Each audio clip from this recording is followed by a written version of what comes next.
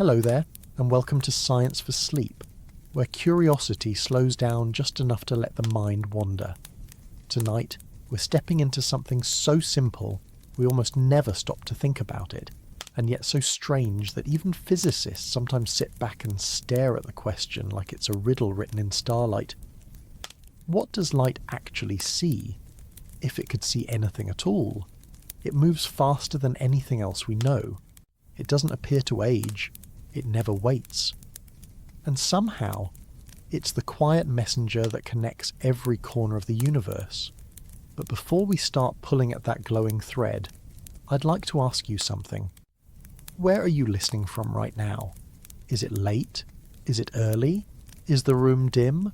Or is there a little glow from a lamp or a screen painting the walls softly? If you'd like this to be the kind of quiet place where you can drift off while still learning something strange and wonderful, I'd be grateful if you gave the video a like, maybe even subscribed. It's an easy way to help this little corner of calm reach other night thinkers who might be staring at the ceiling and wondering about the speed of light too. Now, let's slow ourselves down just for a moment, because the thing we're about to talk about doesn't slow down at all. Light is odd, because it doesn't behave the way we do. If you imagine yourself sitting in a car or on a train, even when you're moving quickly, you can still look out the window and watch the world passing by. Trees bending in the wind, clouds drifting above the horizon. Everything is in motion but still knowable, still placed within time. But for light, none of that happens. Not in the way we'd expect, at least. And to even begin to grasp that, we have to start with one strange fact. Something so deeply built into the universe that you can't talk about light without it. No matter how fast you go, no matter how hard you push, you can never catch up to it. It always moves away from you at exactly the same speed. If you're sitting in a car and you drive behind another car that's going slower, you can eventually pull alongside it. If you pedal your bike hard enough, you can catch a jogger. But with a light, that never happens. It doesn't matter if you're standing still or flying through space at tens of thousands of kilometers per hour. The beam of light coming off a distant star will still leave you just as far behind as before. It's as if it has no interest in meeting you halfway. It simply runs the universe at its own pace. This fact isn't just trivia. It's the key to why time and space bend themselves into shapes that don't make sense at first glance. Think about this. Light isn't simply fast. It is the fastest thing allowed by the laws of reality. And because it's the fastest, it sits at a strange border where our normal rules about time no longer seem to apply. If you were somehow able to ride along with it, to match it step for step, or rather photon for photon, you would stop noticing time passing altogether. There would be no before and after. There would just be everything all at once, in a kind of infinite present. It isn't that you'd move through time quickly or slowly. You wouldn't move through it at all. And this is where it starts to feel unsettling. Because light, in a sense, doesn't experience distance the way we do either. For you and me, walking across a room means moving from one point to another. It takes time. We have to cross the gap. But for light, that gap collapses to nothingness. If you were a photon born in the heart of a star, headed for the eye of someone looking up at the night sky, it wouldn't feel like a journey. It would just be a single, unbroken moment, leaving and arriving fused together into one. This is hard for us because we live inside time. We measure it by clocks, by meals, by the slow fade of sunlight at the end of the day. We need it to make sense of anything. And yet, from the perspective of light, if you can call it a perspective at all, that whole framework simply doesn't exist. So when we ask, what does light see? What we're really doing is peering across an enormous divide between how the universe looks to us and how it might look if you weren't bound by the things that hold us still, like mass, or waiting, or the slow tick of a second. And yet light is the very reason we can see anything at all. It carries every sunset, every spark, every reflection off a puddle. It moves without pause, connecting stars with planets, with eyes and cameras and telescopes. It shows us a universe that would otherwise be hidden behind a curtain of darkness. It may not age, but it allows us to watch everything else age around it. If you've ever looked at a star that's thousands of light years away, what you're really seeing is an echo, an image carried by photons that have been travelling for millennia, unbothered by the stretch of years between their beginning and their end. They don't know that they've been on the move for longer than every civilization we've ever built. They don't know anything at all, of course. But if we imagine for a second, if we let ourselves pretend, what would it feel like to exist in a state where there is no later, no sooner, just a single, unbroken now? And maybe that's why this question stays with people once they hear it, because it forces you to notice how strange light really is. We use it without thinking. We flick on lamps, we watch screens, we look at the sky. But all of it is built on this thing that behaves so differently from everything else we know. We live in a world where things have to push through time. Light lives in a world where time never quite touches it. And that's why starting here matters.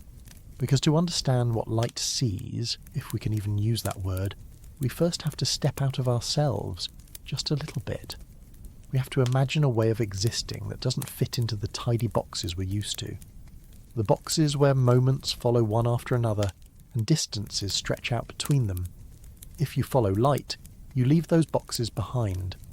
You slip into a place where the universe itself seems to flatten, where motion doesn't cost time, and where speed stops being something you measure and instead becomes something you simply are. But that's only the beginning, because the deeper you follow this, the stranger it gets. And if we keep going long enough, we might find that asking what light sees isn't just about light, it's about us, and the strange, slow way we move compared to it. And so, if you're ready, if you're comfortable enough to let this roll over you gently, the way light rolls across the empty spaces between galaxies, then let's keep going. Because the universe has been travelling at this speed for as long as there has been a universe at all. And the only way to really understand it is to follow where it leads, without rushing, without stopping, just steady and quiet, like a photon on its way. Imagine for a moment that you're standing at the edge of a vast still lake. The surface is calm, and you can see the reflection of the stars above, each one shimmering like a distant promise. The quiet is complete, and the stillness almost feels like it could last forever. But then, out of nowhere, you hear the faintest sound, the ripple of a stone skipping across the water. It's so subtle, so soft, but in that tiny moment, everything changes. The calm of the lake is disrupted, and for a brief second, you're aware of the energy it took to throw that stone, the force it took to create that ripple. You see that ripple stretch across the surface, distorting the still reflection, breaking the perfect stillness. But what's odd is this. The ripple isn't confined to one spot, it travels, it moves in waves, a little disturbance carrying its energy outward, affecting everything in its path. Now take that ripple and imagine it happening at the speed of light. It's not a stone. It's not a stone at all. It's the way everything in the universe communicates, a pulse travelling through space, faster than anything else, with a consistency that borders on the magical. No matter where you are, no matter what you're doing, that speed remains the same. Whether you're standing still or running at 1,000 kilometers per hour, light will always travel the same distance in the same amount of time. You could be on Earth, you could be on Mars, or you could be in a spacecraft heading toward a distant star. The speed of light is constant across every stretch of space. Now this isn't something you encounter every day. Think about all the other things that move, from cars to sound to even the blood pulsing through your veins. Everything else, by comparison, changes depending on the circumstances. If you're driving a car, the speed of the car is different depending on whether you're speeding up or slowing down. The speed of sound varies depending on the air temperature. Even the speed of a thrown baseball can be affected by wind resistance, or the force you put behind it. But light doesn't play by those rules. It's immune to them. It's like a lone traveller who doesn't notice the changing winds, the shifting pressures, or the distractions along the way. It moves the same no matter where it's headed. This fact is one of the bedrock principles of modern physics. Light moves at an unchanging speed, and this speed is, incredibly, 297,792.458 meters per second in a vacuum, or about 186,282 miles per second. It's so fast that even the most powerful telescope in the world struggles to capture it, and yet it's so consistent that it's become the universal measure of all things. It's the foundation for all of our understanding of space, of time, and of motion. And the key thing is this: no matter how fast you move, no matter where you are, no matter how big or small you are, light will always race ahead, leaving you trailing in its wake. Why does this matter? Why does this strange, constant speed matter so much? The reason is simple, but profound. Light speed is not just a characteristic of light. It is the speed at which information travels through the universe. When a star explodes, when a black hole bends space-time, when a new planet orbits its sun, that information is carried to us at light speed. The universe speaks to us through this pulse of light, from distant galaxies to the stars above our heads. This unchanging speed allows us to look backward in time, to peer into the past and see what happened when light was first released. It's like looking through the rearview mirror of the universe, only the reflection is not from yesterday but from millions or even billions of years ago. But this doesn't just apply to light. It applies to the fabric of the universe itself. Think about it. If light travels the same speed for everyone, everywhere, then time itself becomes tied to that speed. Time isn't some independent ticking clock that just marches along. It's connected to the way light travels. When you start to realize this, you begin to understand that speed isn't just something we use to measure motion. It's tied to the very structure of how everything in the universe works. And the fact that light speed never changes, well, that's a clue, an anchor, that holds the entire structure together. For the ancient Greeks, the speed of light wasn't even a question. They didn't know about it, and they didn't need to. But for us, in the modern era, it's become a way of understanding everything, from the very start of the universe to how we explore distant worlds. It's one of those concepts that has forced us to rethink everything we thought we knew. It turned classical mechanics, the steady predictions of Newtonian physics, upside down. If light is always constant, then nothing can move faster than it. If nothing moves faster than light, then nothing can escape it, not even time itself. And this is where we run into something both frustrating and fascinating. You can think of light as the universe's ultimate limit. It's the maximum speed that everything can move. No particle can move faster, no spaceship can reach this speed. But what makes it stranger still is that light itself doesn't seem to notice any of this. To light, the passage of time doesn't even exist. It's as if, in its own journey, it has no concept of the space it covers, or the moments that pass along the way. The universe might age around it, but for light, it's an eternal now. Never in the past, never in the future, just constantly on its way. So, how does light manage this strange ability? The answer lies in its very nature. Light is not like a car speeding along a road. It's not like a ball being thrown through the air. It's not something that needs to accelerate, to slow down, or to change speed to accommodate the conditions it encounters. Instead, light is a wave. It's a pulse, a disturbance that carries energy across space. And when we think of it that way, we start to see how light can maintain its speed no matter where it goes. It's built into the very fabric of how it exists. It doesn't need to slow down or speed up because it is already in its perfect state of motion, and it will remain there as long as it moves through empty space. In fact, light speed is not just something that happens when it's on its way to us. It's a characteristic that defines how the universe behaves, in the same way that you can measure the temperature of water or the weight of an object. Light speed is a constant that determines the speed of every other process in the universe, and without it, everything else would fall apart. If light could suddenly change its speed, even by a tiny amount, the whole universe would change with it. The laws of physics would break down, time would stop, and the way everything moves would be lost.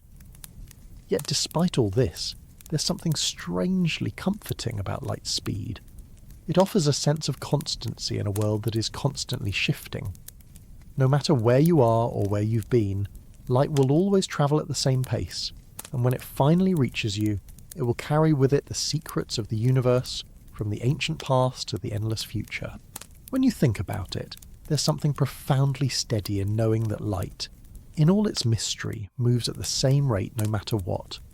It's a reminder that in a universe where everything seems to change, there are still a few things that stay the same. So, as you lie there, drifting into rest, think about that constant. The speed that never changes. The pulse of light, travelling forever, never slowing, never hurrying, just continuing on its way. It's a strange, beautiful thing. One of the few truths we can count on in the vast unknowns of space and time. And when you look up at the stars or glance at your phone screen, know that the light that reaches you has already travelled farther than you can imagine, and it's still coming, still arriving, still moving at that strange, unchanging speed. Imagine for a moment that you're standing on the edge of a vast, boundless horizon. The sky before you stretches on forever, a tapestry of colours shifting, always in motion, and yet, for light, everything before it is already here. Everything is a single, continuous now, a moment that doesn't need to wait or pass through time. It doesn't need to be somewhere else. There is no tomorrow, no yesterday. There is only the now, where time stretches and contracts, bends and folds, but never truly changes for the photons that carry this light across the cosmos. This is a strange world, a world without waiting, a world where time does not behave as we know it. For us, the passage of time is everything. Every second, every minute, every hour is a precious part of our lives. We measure it, we experience it, we feel it slip away. We wait for it to unfold, and we often feel as though it's running out. We live with the expectation that time moves forward, that we move forward through it, moment by moment. We understand that time is something we must navigate, a steady current that carries us along. But for light, time doesn't pass the way it does for us. When light travels from one point to another, it does so instantaneously in its own experience. The space between here and there might stretch across vast distances, from the farthest stars to the deepest corners of the universe, but for light itself, it never has to wait. There is no sense of before or after. There is no sense of journey, no sense of separation between one place and another. To light, all places are equally present. It doesn't need to move through time. It simply exists in a state of unchanging now. And this unchanging now is what makes light so uniquely strange. Because for everything else we know, time is a fundamental part of existence. We experience it, we measure it, and we age with it. We exist within time. It defines the way we experience the world, the way we interact with it. But light doesn't age. It doesn't wait. It doesn't experience the world the way we do. It exists only in its state of motion, constant, swift, and unyielding, never in one place for long, yet always present, always moving, always at the same speed. This concept is hard to wrap our minds around because we're so deeply rooted in the passage of time. We've designed our entire lives around the concept of waiting. The ticking of the clock governs our every decision. We wait for the bus, we wait for our turn, we wait for the day to end, we wait for tomorrow. We define ourselves by the milestones we move toward. But light doesn't know this waiting. It simply moves at its speed, effortlessly and continuously. From the moment it's born in the heart of a star to the moment it reaches your eye, light travels without interruption. Now think about this. If light moves through space at the same unchanging speed, then to experience the world from its perspective is to experience it as a single moment. The light doesn't know the space it crosses, because to it, space and time become indistinguishable. There is no before or after, there is only now. In a sense, light doesn't move at all. It is everywhere at once, but without experiencing the passage of time, This makes it an eternal traveller, a witness to everything, but without the burden of waiting for anything to happen. You can think of it like this. Time for us is a road, a path that we must follow. We take steps from one moment to the next, and every step is marked by the passage of time. But for light, the road doesn't exist. There are no steps. There is no journey. There is no movement in the traditional sense. Because for light, everything is happening at once. It is always at the destination. Because to light, there is no destination. There is only the unbroken moment of now. To understand this, you have to think beyond the usual rules of time. We tend to think of time as something that unfolds in a line, a constant progression from past to present to future. But this view of time breaks down when we start considering light, the fastest thing we know, the one thing that can move across the universe without slowing down. For light, there is no tomorrow, there is no yesterday, there is only an endless now, and that is where it exists. If you could ride alongside a photon, zooming through space at the speed of light, you would experience something very strange. You wouldn't age. You wouldn't feel time passing. You wouldn't need to think about the space between points, because there would be no space between them, only the single instant of movement. All distances would collapse into one single continuous event. There would be no beginning, no middle, and no end. There would be no time at all. This is what Einstein's theory of relativity helps explain. Time and space are part of the same fabric. When you travel at the speed of light, the rules of the universe change. Time stops. Everything becomes compressed into one eternal moment.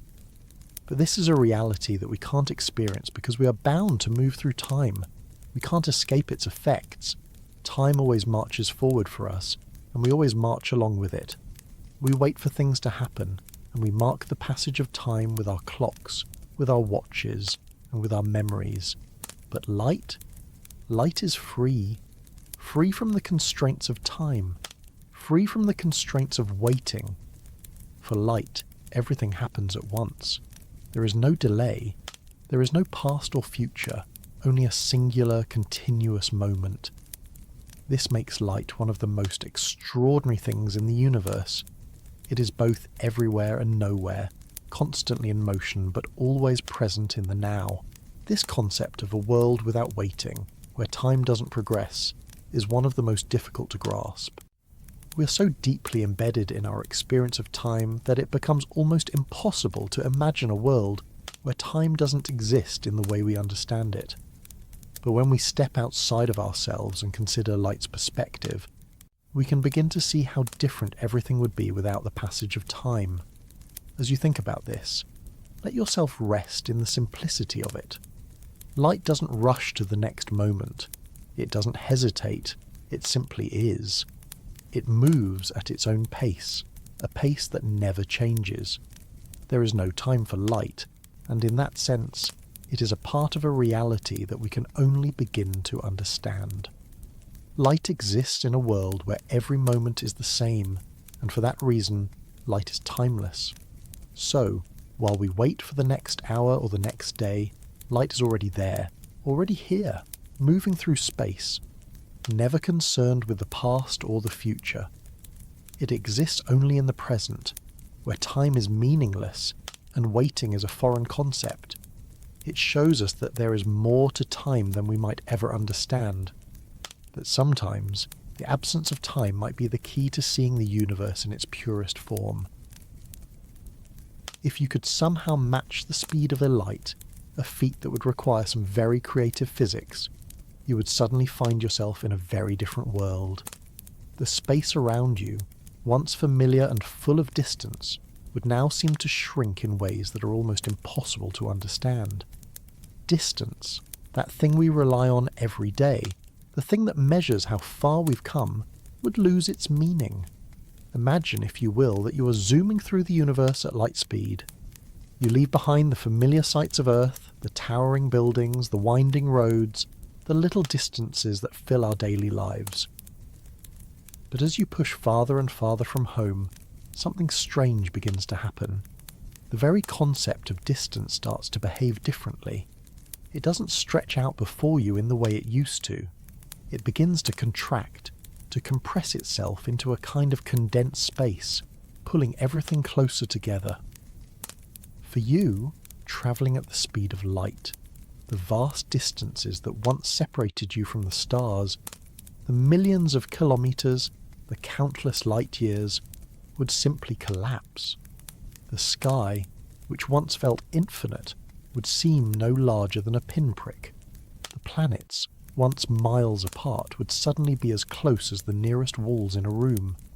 Everything would be compressed into a single instant, a moment in time that doesn't move forward because you're travelling at the very speed that makes time itself seem irrelevant. To understand this, we have to return to one of the most mind-bending aspects of Einstein's theory of relativity.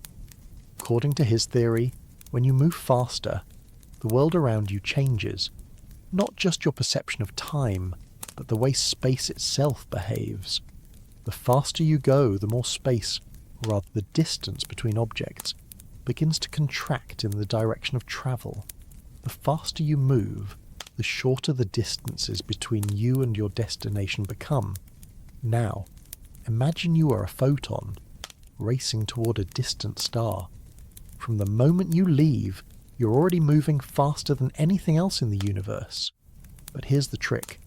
To you, the photon, the distance between where you started and where you're going doesn't stretch out like it does for us. There's no long journey. You don't see the space in front of you stretching endlessly. Instead, space itself has contracted. You are already at the destination the moment you leave, because to you, distance doesn't exist in the same way it exists for the rest of us. This is where the difference between your perspective and the perspective of someone on Earth becomes stark. From Earth, we see light travelling across vast distances. The stars seem far away. Galaxies seem separated by unimaginable stretches of space. But for light, those same distances are non-existent. There is no in-between for it. There is no space separating the light from its destination. There is only a single, uninterrupted moment. What does this mean for us, as observers travelling at a fraction of the speed of light?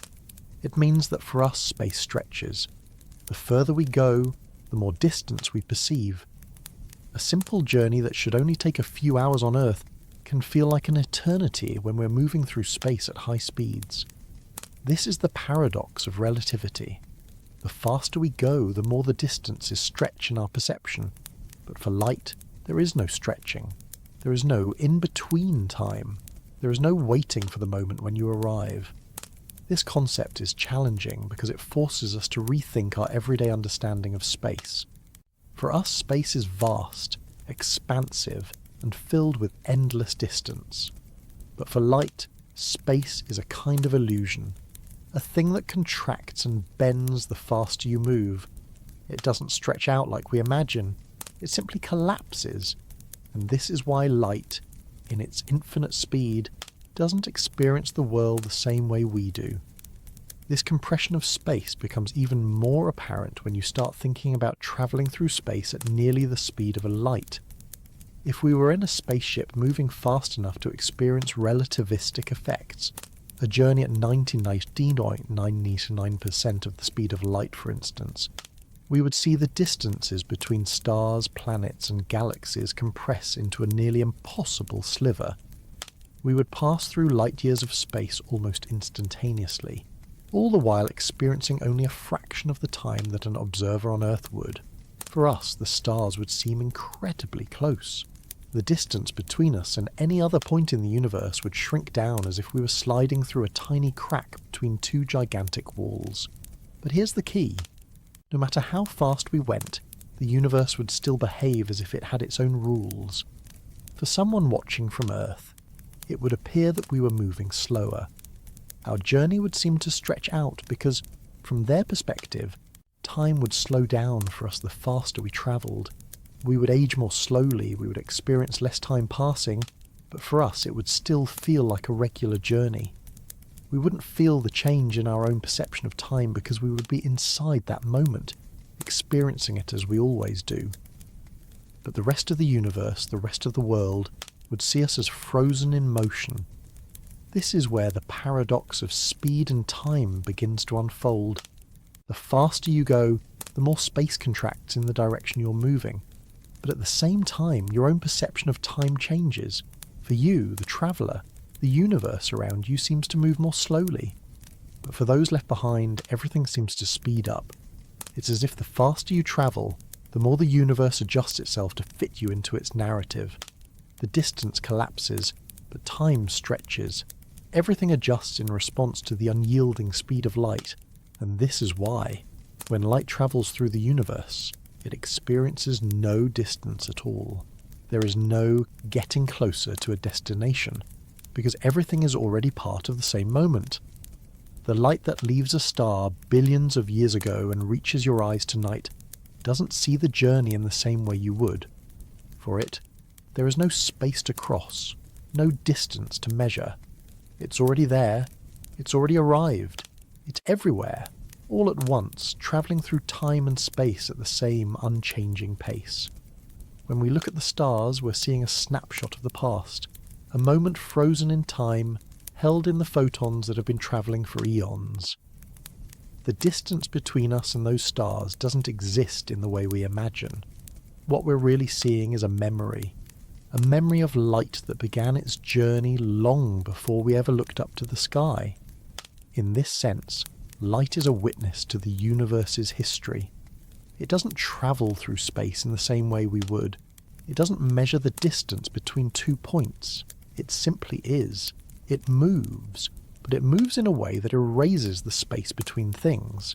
It is always where it is meant to be, instantly, at once. And as you lie here, listening to this, perhaps you can begin to see how this changes everything. Light is not just a carrier of information. It's not just a means of seeing. It's a bridge that carries us across vast distances, compressing all the space between us and the stars, between here and there, into a single, unified now. The light that comes from the farthest reaches of the cosmos is already here. It has arrived, and in its journey it has stretched across time and space, leaving no distance between itself and the moment of your seeing it. This, then, is the paradox of light. It travels vast distances, yet never experiences them. It carries the universe within it, yet never waits for it. For light, there is no space and no time. There is only the now. A now that stretches and bends, shrinks and twists, but never truly moves forward. It is eternal, it is present, and it is always here. If you could travel at the speed of a light, what would time look like? Imagine yourself as a photon, a tiny massless particle of light, born in the heart of a distant star racing across the cosmos. As you travel, something remarkable happens. You stop experiencing time altogether. To the photon, time doesn't exist. There is no before or after, no sense of past or future. Everything is happening in the present, and that present is infinite. Now, you might be wondering, how can this be? We live our lives surrounded by clocks, calendars and deadlines, always moving forward through time. For us, time is the thing that controls everything. It ticks forward relentlessly, and we move with it. But if you're a photon, time as we know it doesn't apply. The faster you move, and photons move at the fastest speed possible, 458 meters per second, the more time itself seems to dissolve. It's as if the universe has hit pause for you, and you experience a reality that stretches and bends but never quite moves forward. To understand this, we need to dive into Einstein's theory of relativity. One of its most strange and fascinating implications is the way it links time with motion. The faster you go, the slower time moves for you, relative to someone who's moving slower. This is called time dilation, and it's one of the fundamental results of relativity. When you're travelling at a speed close to that of light, the flow of time itself begins to change. The faster you move, the more your perception of time slows down compared to someone at rest. But here's where it gets mind-boggling. When you reach the speed of light, time essentially stops for you. For a photon, there is no passing time. It travels from one point to another, from one star to the next, from the surface of the sun to the earth, in an instant. But it doesn't experience any of the journey, because for it, there is no journey at all. There is no interval between departure and arrival. Time is not measured by the photon. It doesn't age, it doesn't wait, it simply is. So, what does it feel like to be a photon? Well, in a way, it feels like nothing at all. No passing moments, no gradual movement, no space to cover. To you, the photon, everything happens all at once. Every moment is the same as the last. No future, no past, no memories of where you've been or expectations of where you're going. You are, in some sense, outside time. You exist only in the present, forever. This leads us to a question that seems almost too strange to ask. Can we, as human beings, ever truly understand what it's like to experience this eternal present, this world where time simply doesn't exist? For us, time is woven into every thought, every feeling, every movement. It defines our experiences. But for light, time is not a river that moves forward. It's not a clock that ticks relentlessly. It's not even a line. Time, for light, is absent altogether. It exists, but it never passes. And this is the paradox that relativity presents. As you approach the speed of light, the concept of time becomes increasingly harder to grasp. To an observer on Earth, someone travelling near the speed of light will age more slowly. Their clock will tick more slowly, and their experience of time will stretch out. But for the photon, time doesn't move. It simply is. It is everywhere, and yet nowhere. It exists, but doesn't move. It's a moment that stands still. What does this teach us about our own understanding of time? We experience time as a steady flow. We count seconds, minutes, hours. We measure everything in terms of time. But for a photon, time is a concept that doesn't apply. It isn't that time doesn't exist for the photon, it's that time behaves differently when you travel at the speed of light. To the photon, time is irrelevant. It doesn't age, it doesn't experience moments, and it doesn't need to wait. It is timeless. This is the true beauty of relativity. It forces us to reimagine the world we live in. We think of time as something that moves forward, something that dictates how we experience life. But when we look at it from the perspective of a photon, we see that time is more than just a constant progression. It's not just a clock ticking down. Time is a flexible concept, shaped by motion, by speed, by the speed of light itself. And when we approach the speed of light, when we become like the photon, we step outside of time altogether. It's hard to imagine what it would be like to experience life this way. Our brains are wired to think in terms of time. We live in time, we measure it, and we track it. But for a photon, all that changes, there is no clock, there is no passage of time, there is no before or after, there is just now, just this endless, eternal moment. For us, time defines the way we understand the world. It's the lens through which we see everything. But light, in its infinite speed, doesn't see the world the way we do. It doesn't need time. It doesn't need space. It exists in its own realm, where everything happens simultaneously. It is both everywhere and nowhere, stretching through space and time without ever truly experiencing either. In a sense, the photon teaches us that time is not an absolute, unchanging force. It's a relative experience. It bends, it stretches, it changes depending on how fast you're moving. But at the speed of light, time doesn't exist at all. It's frozen, it's paused, it's infinite, but it's also a kind of eternity that we can never fully comprehend. So, next time you look up at the stars and think about the light travelling through the universe to reach you, remember this. That light isn't just coming from a faraway place. It's coming from a realm where time has no power. It's coming from a timeless existence where the universe is both everywhere and nowhere, where the present stretches out infinitely, and where the very idea of waiting simply doesn't exist. For light, there is no past or future. There is only now, and in that now everything is connected. Instantly, effortlessly, eternally. Imagine embarking on a journey, but instead of feeling the familiar sensations of travel, the bumps of the road, the hum of an engine, the gradual unfolding of landscapes before your eyes, you experience nothing at all. There is no movement. There is no passage of time. There is no distance between you and your destination. Instead, the moment you start, you're already there. The journey exists, but it doesn't feel like a journey at all. It is more like the act of existing, but without the need to travel. This is what happens when light moves. It doesn't feel the journey, because it doesn't move in the way we understand movement. It's not that light doesn't travel, but the very concept of travelling loses its meaning when you move at the speed of the light.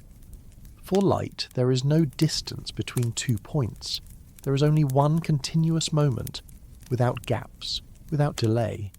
It's as if the journey from one star to another is instantaneous. Yet this feeling of instant can't be understood from our human perspective. For us, a journey is something we experience in time. When we travel, we move through space, and space is something that stretches between one point and another. There's a beginning, a middle, and an end. There are moments where we're closer to our destination, and moments when we're farther away. We calculate time by the distance between those moments, measuring each step as we go. But light doesn't calculate time in this way. It doesn't experience space or distance the same way we do. For light, there is no getting closer to a destination, because there is no space to cross. Imagine if you could travel in a straight line from Earth to a distant galaxy, but instead of gradually moving through the space between you and your destination, you could somehow condense the entire journey into an instant. The concept of travel would lose all meaning. The entire journey, from beginning to end, would happen at once. You wouldn't be able to measure how long it took, because for light, it never took time at all. Time simply stops when you move at the speed of light. To the photon, there is no sense of going anywhere. There is no awareness of the path being travelled. It doesn't know it's leaving one place and heading to another. There is no distance for it to cover because it experiences the entire journey in one single moment. It is always where it needs to be, instantly. It's a journey that isn't really a journey at all. It's like a loop that folds upon itself, constantly completing and starting again in a way that makes the idea of travel meaningless. This idea of a journey without a journey is one of the strangest concepts in the realm of physics. We are so used to measuring our lives in the increments of time, ticking seconds, minutes and hours, that it's almost impossible to imagine a state where time doesn't operate in this way. We're bound to move through time, bound to experience the passage of time as we go from one point to another. But light is different. For light, there is no through time. There is no moving from one moment to the next. There is only one moment, one continuous instant. It's as though light exists in a state of perfect unity with the universe, unaffected by the passage of time that governs everything else. It moves without moving. It travels, but it doesn't feel the journey. It simply is, always arriving as soon as it leaves. This is the essence of what it means to be a photon. A journey without a journey. It doesn't need to go anywhere. It just is. The consequences of this perspective are profound. If light experiences the world in this way, then how do we, as beings who are so deeply tied to the passage of time, make sense of the universe around us? We see light as a messenger, carrying information from one place to another. But that information is always arriving in the present, always part of the same eternal now. Light doesn't experience time like we do. It doesn't need to wait to reach its destination. It is already there. And yet, to us, it carries meaning. It carries history. and it carries the entire story of the cosmos, from the moment of its creation to the instant it reaches our eyes. This creates a paradox. The light we see is a snapshot of the past, yet it reaches us in the present. When we gaze up at the stars, we are looking at light that left those stars billions of years ago. Yet in that moment, it appears as if the star is still there, still shining, still sending us its message. But to the light, the star has already disappeared. The moment it was emitted is forever entangled with the moment it arrives at our eyes. There is no time between the two. There is no waiting. There is only the now. This paradox helps to reveal just how deeply we are bound by the passage of time, and how profoundly different light's experience of the universe is. For us, everything is measured by time. Every step is an interval. Every event takes time to unfold. But for light, there is no interval. There is no unfolding. There is no time at all. And yet, despite this strange and unique way of existing, light is the key to understanding the universe. It connects us to the past, to the stars, to the distant galaxies that have long since ceased to exist as we know them. Light tells us the story of the universe, but it does so without ever experiencing the passage of time itself. It is a witness to everything, but a witness who doesn't feel the weight of waiting or aging. It is timeless, and it carries the universe with it in a way that nothing else can. So, as you lie there in quiet thought, imagining yourself as a photon, moving effortlessly through space without the burden of time, remember this. The universe is full of things we can never experience the way light does. We live in time. We move through it. But light doesn't move. It simply is. And in that timeless now, everything is already connected, already whole. There is no distance, there is no waiting, and there is no journey, just the eternal present. And maybe, just maybe, that's the way the universe is meant to be. If you think about the journey of light, one thing becomes immediately clear. Light travels in a way that seems almost effortless. It moves across vast distances without slowing down, unaffected by obstacles, and constantly racing toward its destination.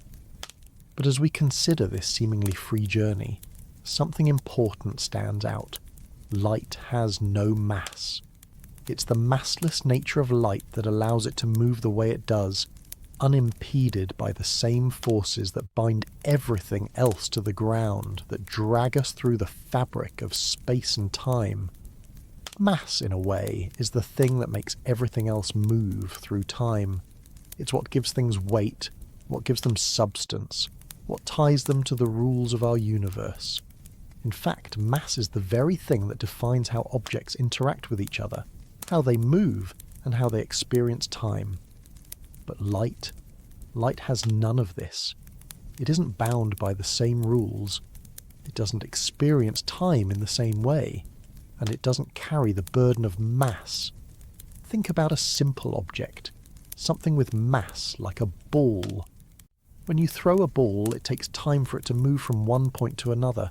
You feel the weight of the ball in your hand. You feel its resistance as you push it through the air, and while it's in motion, it experiences time. Every second, every moment it travels across the space between you and its destination. It's tethered to time in a very real way because of its mass.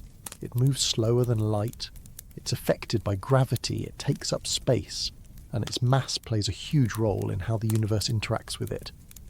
But now think of light. It doesn't have this weight, this mass. It doesn't experience the resistance of the air. It doesn't slow down, even when it passes through a gravitational field. It moves through space and time, but it doesn't experience either in the same way. Because light has no mass, it doesn't interact with space the same way that objects with mass do. It's free to travel without slowing down, without accumulating energy or dragging anything behind it. It's almost like it's unbound from the very fabric of the universe. Or at least it doesn't experience the universe in the same way that objects with mass do. This idea of light moving freely, unimpeded by the normal rules that govern everything else, is one of the most striking consequences of Einstein's theory of relativity. He showed us that mass, like light, bends the fabric of space-time, but in a different way. While light moves through space-time effortlessly, mass distorts it, causing time to stretch and space to warp. The more mass an object has, the more it distorts the space around it, slowing down time for everything caught in its gravitational pull. Imagine this. You're standing near a massive planet, like Earth. The gravitational field pulls on everything nearby. But if you were to jump into a beam of light, to be that photon racing through space, you would feel no such pull. You wouldn't experience the slowing of time that objects with mass would. In essence, mass leaves behind those who travel at light speed because mass and light operate on entirely different levels. Where mass pulls on space-time, light simply glides through it, unaffected by the curves and distortions that mass creates. This is why mass is left behind in the universe. As objects with mass move faster, they begin to experience more resistance from space-time. The faster you go, the harder it becomes to keep moving. Time slows down for you. You can't break the speed of light, no matter how much energy you pour into it. But light, because it has no mass, can move through space-time without being affected by this resistance. It's always moving at the same speed, no matter the conditions around it. Mass and light, in a sense, are the two great opposites in the universe. Mass bends space-time, pulling everything with it. It affects everything in its path, from planets to light itself. But light, with its massless nature, moves through that space-time unaffected. It travels through the universe with a freedom that no object with mass can match. And this is why light is such a fundamental part of our understanding of the universe. It's not just a messenger that carries information. It's a constant, unchanging force that helps define how the universe operates. While mass and gravity shape the world around us, light is the one thing that moves through the entire structure of the universe, always at the same speed, always unaffected by the forces that bind other things. If you've ever watched a beam of light travelling through a dark room, or seen sunlight shining through the trees on a cloudy day, it's easy to forget that light doesn't follow the same rules we do. We see it, we feel it, and we experience it every day. But light, in all its simplicity, is free from the constraints that tie everything else together. It moves without waiting. It doesn't experience time. It doesn't carry mass. It's both everywhere and nowhere, racing across the universe, unburdened by the limitations that affect all other objects. In fact, it's not just that light is fast, it's that it is free.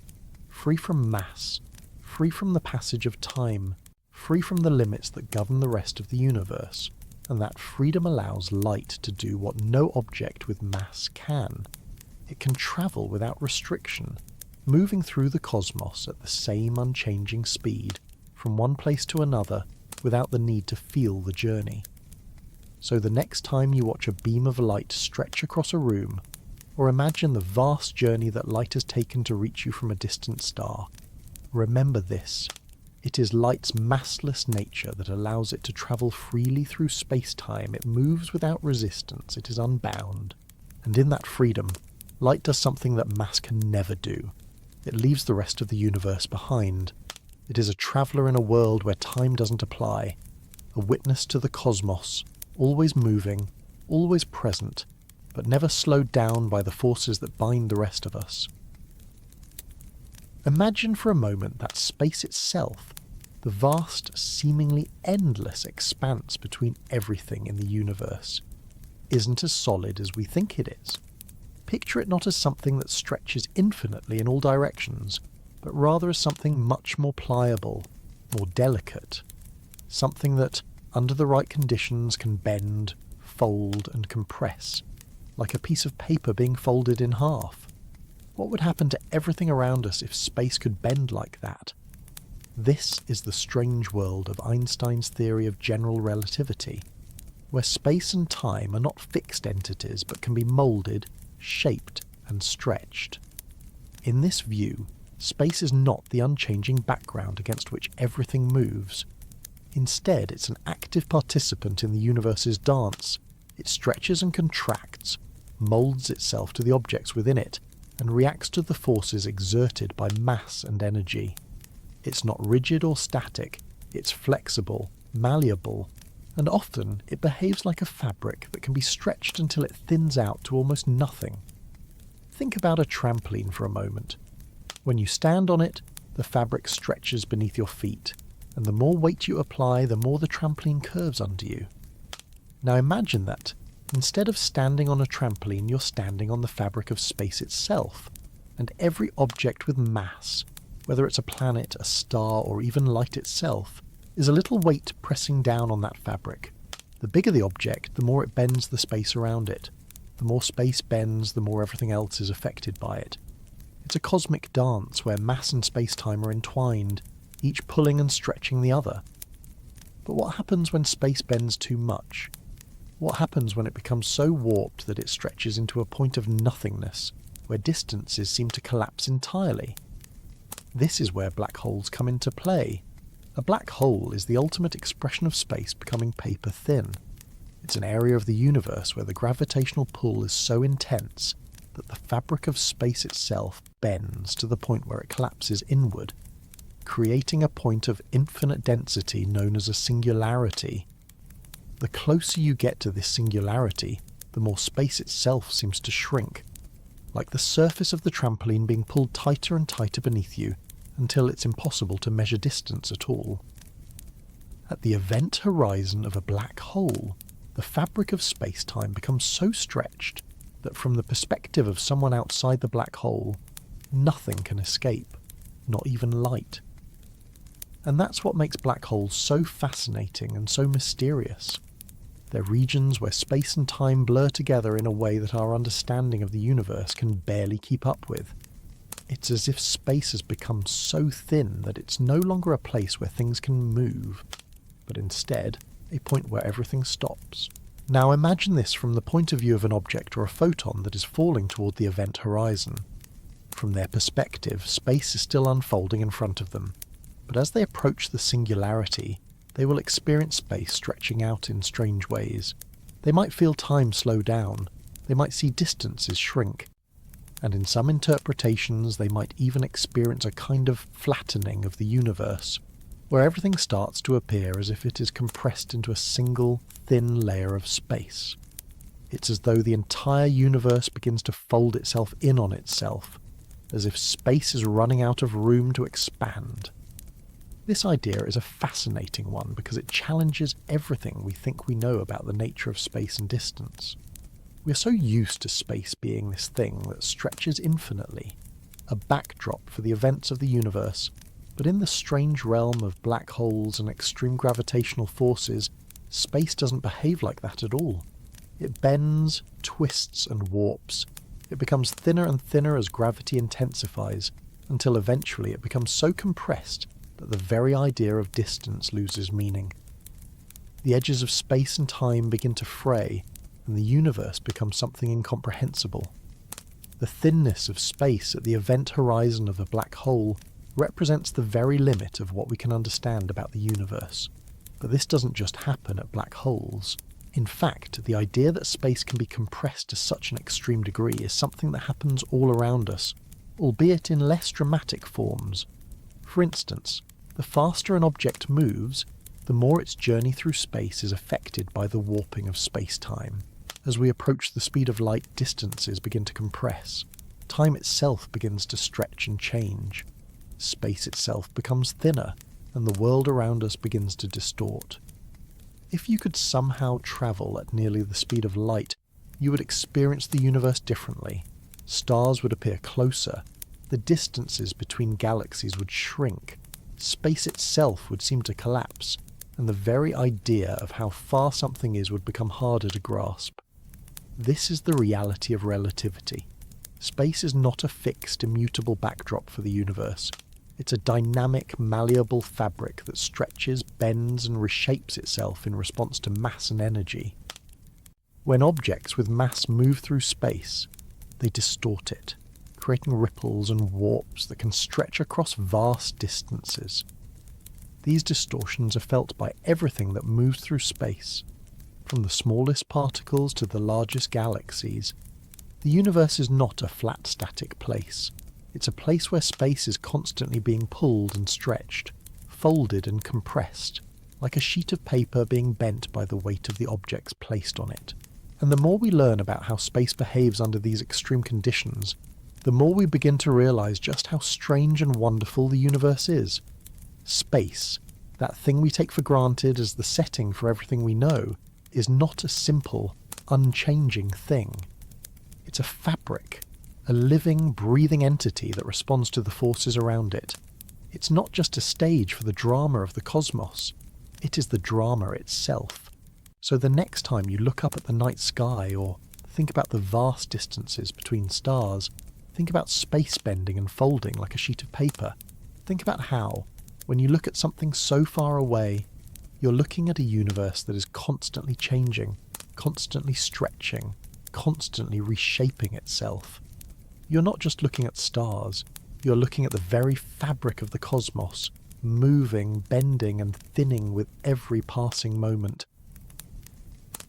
In the grand tapestry of the universe, light is both a messenger and a boundary marker.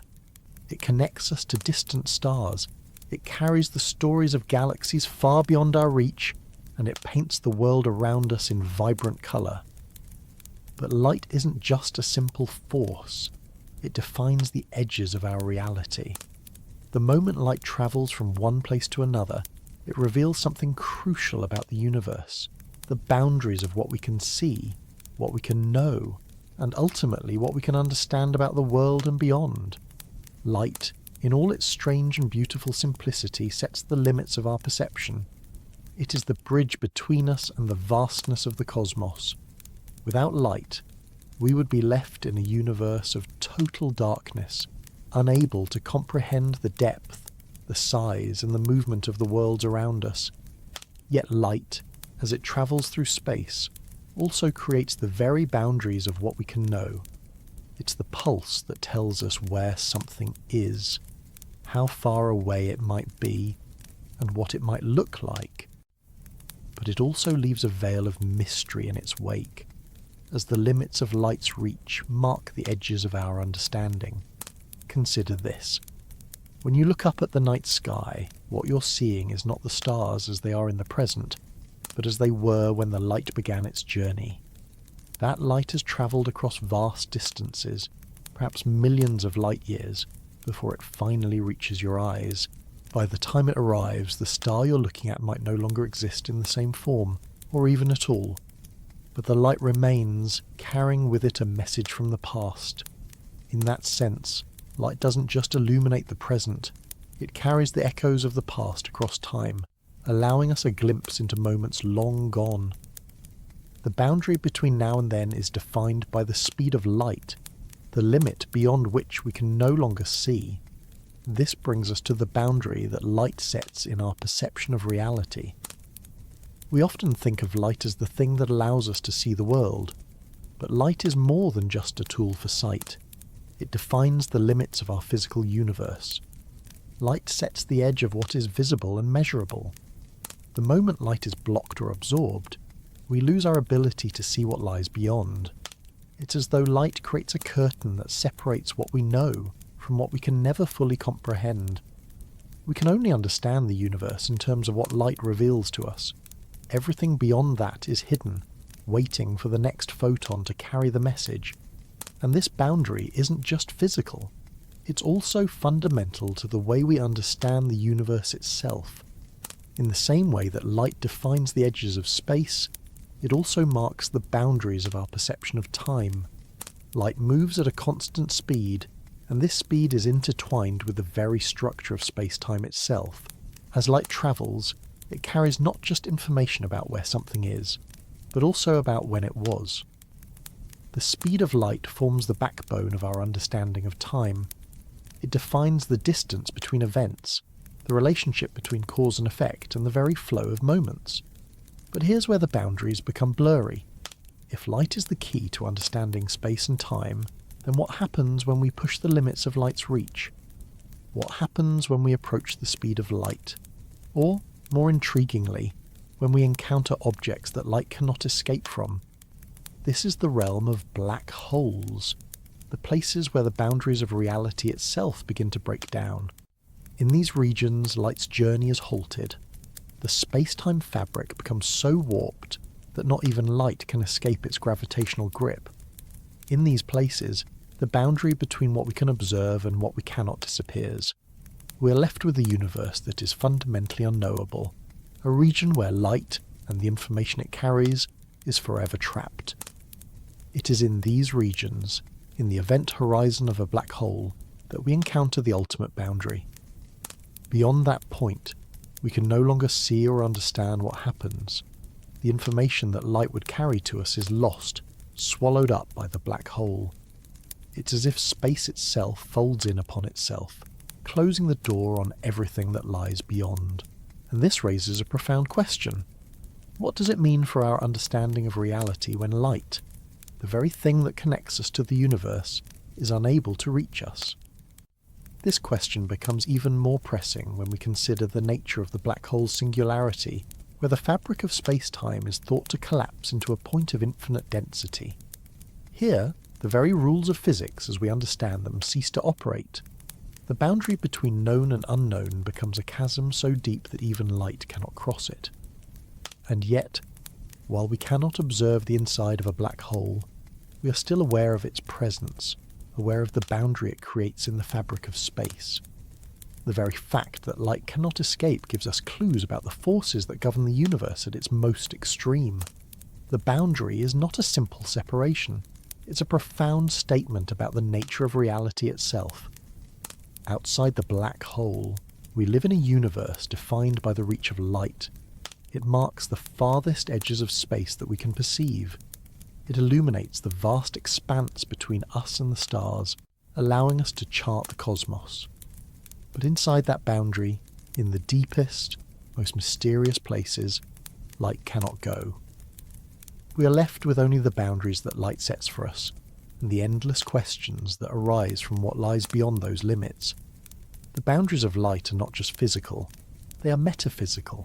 They are the edges of what we can know, what we can see, and what we can understand. They define the limits of human knowledge, the boundaries of our exploration of the universe.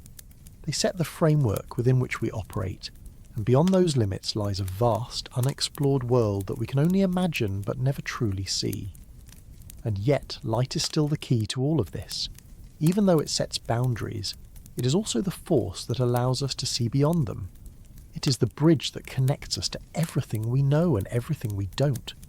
Without light, we would be lost in darkness, unable to fathom the vastness of the universe. But light, in its infinite travels, reveals to us the very edges of reality. It illuminates the universe, showing us what we can see, and leaving the rest of it just out of reach, waiting for the next photon to come along and carry its message. Imagine for a moment that you're looking at the world through a fog. It's not the kind of fog that clouds your vision, but a haze that softens the boundaries between everything, blurring the lines between things that seem different, even opposites. You can no longer clearly define what is what, and yet everything is still there, existing together, in a strange state of coexistence. This is how light behaves in the strange, mysterious world of quantum mechanics. Both a wave and a particle, existing in a haze where the rules of classical physics no longer apply. For centuries we understood light in one way. It was a wave, a smooth, undulating ripple that carried energy across space. Much like waves on the surface of water, it would bend around corners, spread out in all directions, and create beautiful patterns when it encountered obstacles, like when it passes through a narrow slit and spreads out to create interference patterns. This wave-like nature of a light seemed to explain so much about the way it behaved, from the colours we see when light passes through a prism to the way it interacts with materials. It was predictable, it was orderly, and it made sense. But then, in the early 20th century, scientists started observing something strange. When light interacted with matter, when it struck atoms or particles, it didn't behave like a smooth wave anymore. Instead, it seemed to behave as if it were made up of tiny discrete packets of energy. These packets were called photons, and they seemed to behave like particles, not waves. They could be absorbed by atoms, transferred from one place to another, and even counted one by one, like small individual balls of energy. How could light be both wave and particle? How could it fit into two worlds at once, each with its own rules and behaviours? This is the core of the mystery in quantum mechanics, where the very fabric of reality becomes flexible, blurry, and deeply counterintuitive. The quantum haze is the state of being in which light can no longer be confined to one category or the other. It refuses to be simply a wave, and it refuses to be simply a particle. It is, in its essence, both, and yet neither.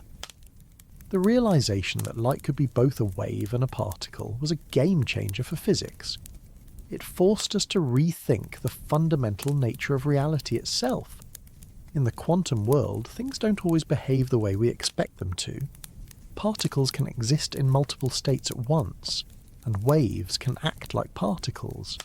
The familiar categories we use to understand the universe — solid, liquid, gas, wave, particle — all blur together in ways that defy our usual thinking. To understand why light behaves this way, we have to look deeper at the nature of the universe. In the world of quantum mechanics, everything is governed by probabilities, not certainties. This means that particles like photons don't have a definite position, momentum, or behaviour until they are observed or measured. Until that moment, they exist in a state of possibility, a haze of potential, in which they can be both wave and particle simultaneously. This strange duality is known as wave-particle duality, and it lies at the heart of quantum physics. When light behaves like a wave, it spreads out, interferes with other waves, and creates beautiful patterns. This wave-like nature explains the colour and intensity of light, as well as phenomena like diffraction and refraction. But when light behaves like a particle, it interacts with matter in discrete quantized steps. It transfers energy in specific amounts, like a ball bouncing from one place to another, and it can be absorbed or emitted by atoms in fixed amounts, rather than continuously. This duality between wave and particle is not limited to light. It applies to all quantum objects, electrons, protons, and even atoms. At the quantum level, things are never fully one or the other. They exist in a superposition of possibilities, each one waiting to be realized depending on how the system is observed. This means that light in its purest form is not one thing or another. It is both wave and particle, simultaneously existing in multiple states, depending on how it is measured. The moment you try to measure it, to pin it down, to define it, it chooses a state, either wave or particle, but until then, it exists as a haze of probabilities. This blurry state of existence might seem strange and difficult to grasp, but it's part of the very fabric of quantum reality. In the quantum world, nothing is fixed, nothing is certain, and everything exists in a fluid, ever-shifting state. Light doesn't follow the rules we've established in our everyday experiences. It refuses to fit into simple categories. It moves between the world of waves and particles as if the two worlds are connected, interwoven, and part of a larger, deeper reality that we can barely begin to understand. This wave-particle duality challenges the very notion of what light is. Is it a wave spreading through space like ripples on a pond? Or is it a particle, a discrete packet of energy, travelling through space in a straight line, interacting with matter one step at a time? The truth is, it is both, and neither, all at once.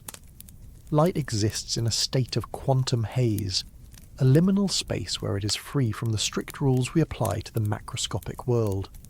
This quantum haze extends beyond light itself.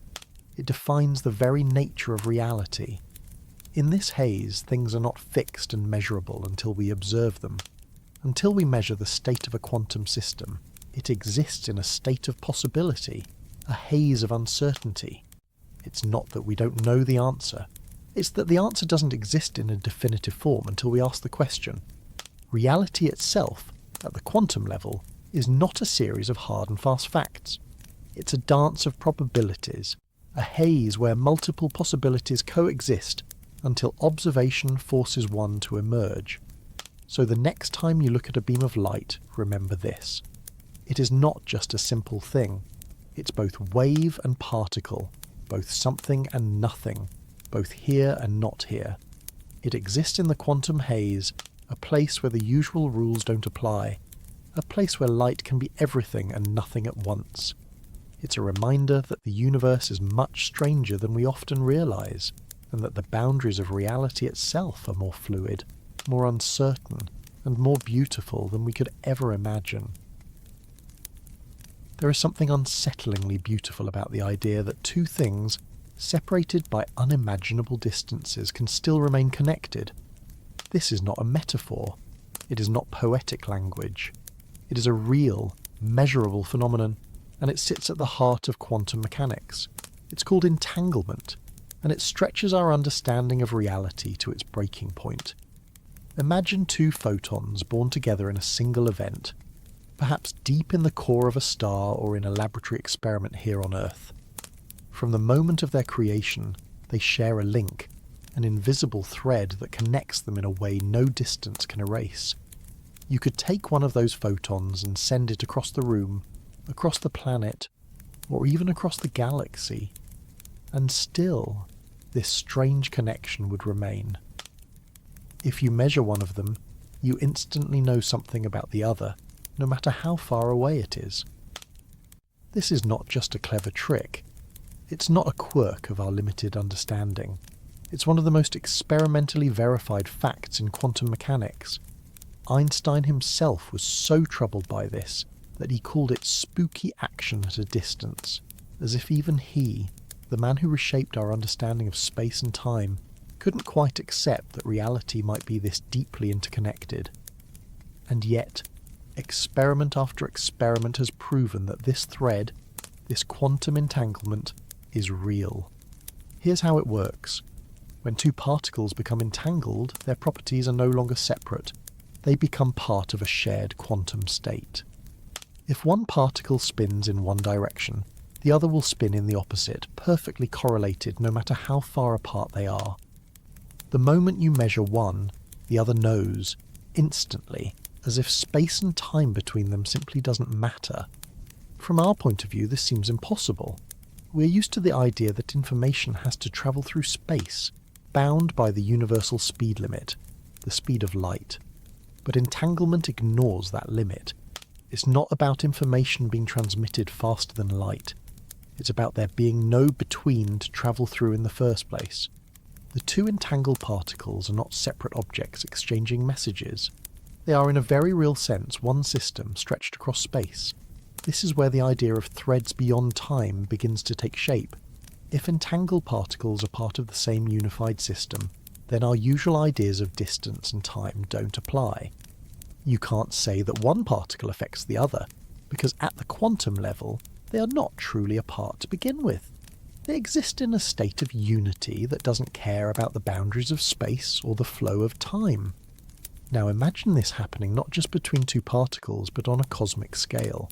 Some physicists have speculated that entanglement may be woven into the fabric of the universe itself, binding particles, fields, and perhaps even regions of space together in ways we can barely comprehend. If that's true, then reality is not a collection of isolated objects drifting in empty space.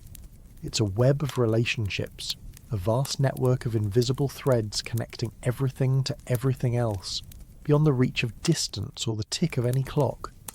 Think about what that means for light. Every photon that has ever existed might not be a solitary traveller, but part of a much deeper pattern. Even the light that reaches your eyes, light that has crossed millions of years of empty space, might be tied in some way to other photons, other particles, other events, through this strange, timeless quantum connection.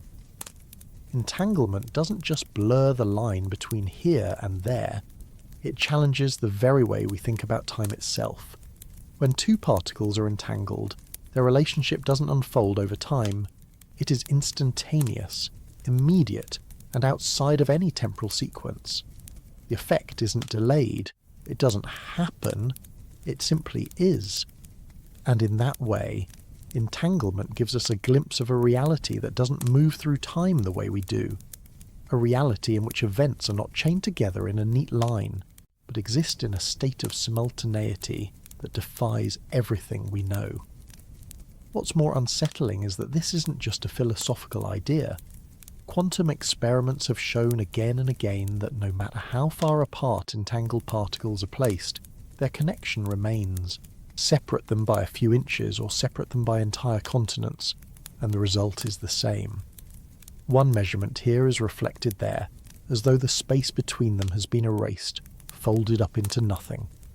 This is why some scientists now wonder if entanglement might not just be a strange quirk of quantum physics, but the fundamental glue of the universe. If everything is connected at this deep level, then time and space might only be secondary features, illusions that emerge from something deeper, a web of connections that underlies everything. Light itself might be a manifestation of this web, a way in which the universe reveals its underlying unity. And if that's true, then entanglement doesn't just challenge our view of the world, it challenges our place in it. It suggests that nothing is ever truly separate, that every particle, every photon, every speck of existence is part of an unbroken whole. We live in a universe of invisible threads, and those threads stretch not just across space, but beyond the limits of time itself. So, the next time you imagine a beam of light crossing the darkness, think about what might be hidden beneath it. A network of unseen connections that binds everything together, indifferent to the distance between galaxies or the ticking of clocks. Perhaps this is what light sees in its timeless journey, not a universe of separate things scattered across empty space, but a single, seamless reality, tied together by threads we are only beginning to glimpse. Everywhere in the universe, light travels freely, racing across empty space without pause or resistance. It moves from stars to planets, from galaxies to our eyes, never slowing, never tiring. And yet there are places in the cosmos where even light, this unyielding messenger, must stop. These are the horizons, the ultimate edges of reality, where light meets boundaries it can never cross. The most famous of these is the event horizon of a black hole. Imagine it like a cosmic cliff, a point of no return. On one side, light can still escape, still move through the universe, carrying its message to distant observers. But once it crosses that invisible line, it is trapped forever. No matter how fast it moves, and nothing moves faster than light, it cannot climb back out. It is as if the universe itself draws a boundary there, a place where the rules change completely. From the outside, the event horizon looks deceptively simple. There's no visible barrier, no glowing wall marking the edge. It's an invisible surface defined not by what we can see, but by what we can no longer see. The moment light passes that boundary, it vanishes from our universe. It's still there in some sense, spiralling down into the black hole's singularity, but to us, it is gone. No signal, no message, no photon can ever escape once it crosses that threshold. This creates one of the strangest paradoxes in physics. From our perspective, as an object falls toward a black hole, it appears to slow down, time itself stretching toward infinity. Light emitted from it becomes redder and weaker until it fades entirely.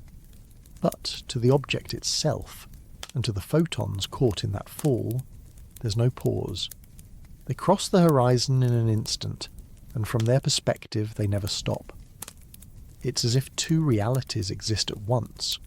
One for the outside observer, where the horizon is an unreachable barrier, and one for whatever crosses it, where the barrier doesn't feel like a barrier at all. And this isn't the only horizon in the universe. There's another, far larger one, the cosmic horizon.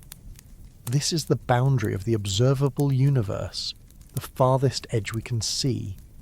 Beyond it, space is still there. Stars and galaxies still exist, but their light has not had enough time to reach us.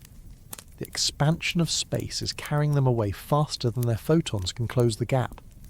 To us, they are hidden behind a veil we will never pierce, not because the light doesn't exist, but because it will simply never arrive. These horizons remind us of something humbling. Even light, with all its speed and reach, is not infinite. It is bound by the structure of space-time itself. It cannot outrun the expansion of the universe. It cannot fight the gravity of a black hole. There are places where light simply cannot go. Or, if it goes, it never comes back. And yet these boundaries are not just limitations, they are also markers. They define the shape of our reality. The event horizon of a black hole shows us where gravity becomes so strong that space and time fold in on themselves. The cosmic horizon shows us how the expansion of space shapes the limits of our knowledge. Even though we cannot see beyond these horizons, they give us clues about the structure of the universe and the forces that govern it. For light, these horizons are like the edges of a map. Within the map, light is free, racing in every direction, weaving together the story of the cosmos. But at the edges, it stops. Not because it slows down or grows weak, but because the map itself runs out. Space stretches, gravity deepens, and the paths that light would take are cut off forever. Imagine standing at the edge of a black hole's event horizon. If you could hover there safely, you would see light from the universe distorted and warped, bent around the hole by its intense gravity. You would see the stars stretched and twisted, their photons dragged by the warping of space-time. But the moment you looked inward, past that invisible boundary, there would be only darkness. Light, which illuminates everything else, would be trapped in silence. The horizon is not just a place where light stops, it's a place where our knowledge ends. And yet, paradoxically, even in this silence, light still plays its part. The very existence of the horizon is revealed to us by light, the way it bends, the way it fades, the way it disappears. It is by watching what happens to photons near these cosmic edges that we learn where the boundaries of reality lie. Light, even in its absence, tells the story. But there's something else too, something even more strange. The universe itself might have a kind of horizon built into its fundamental nature. Some physicists think of reality like a hologram, with the true information of the universe encoded on its boundaries, not within its depths. If that's true, then horizons are not just places where light cannot cross. They may be where the deepest truths of the cosmos are written, where the information of everything is imprinted, waiting to be understood. Light shows us those boundaries, but it cannot go beyond them. It is both our guide and our limit. It draws the map for us. And then, at the edges, it simply stops. And there, beyond the reach of any photon, lies a place we cannot see. A place we may never see. And maybe that's what makes these horizons so haunting. They are not walls, not in any physical sense. They are the places where even light, the fastest, freest traveller in existence, must surrender. They are where the universe says this far and no farther. Imagine light, the swiftest thing in existence, gliding across the universe without pause. It is unstoppable, untouchable, and unyielding. Nothing can outrun it. Nothing can even keep pace with it.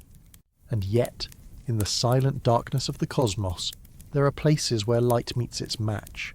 Places where gravity becomes so overwhelming that even light, with all its speed and freedom, is bent, twisted, and ultimately trapped. These are black holes, regions of space where the rules of reality itself break down, and light is drawn into a fate it cannot escape. A black hole does not capture light in the way a net catches a fish. It doesn't chase after it. Instead, it bends the very fabric of space around it. The stronger the black hole's gravity, the more it distorts space-time, creating a slope so steep that light has no choice but to follow it downward. Light isn't being dragged. It's simply obeying the shape of the universe itself. To us, this looks like the ultimate trap. But to light, there is no resistance, no fight.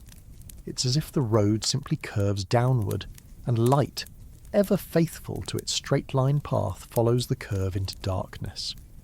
As light approaches a black hole, its journey begins to change in ways that defy normal experience. From a distance, we can still see the photons that pass near the edge, bending around the hole's gravity in a process called gravitational lensing.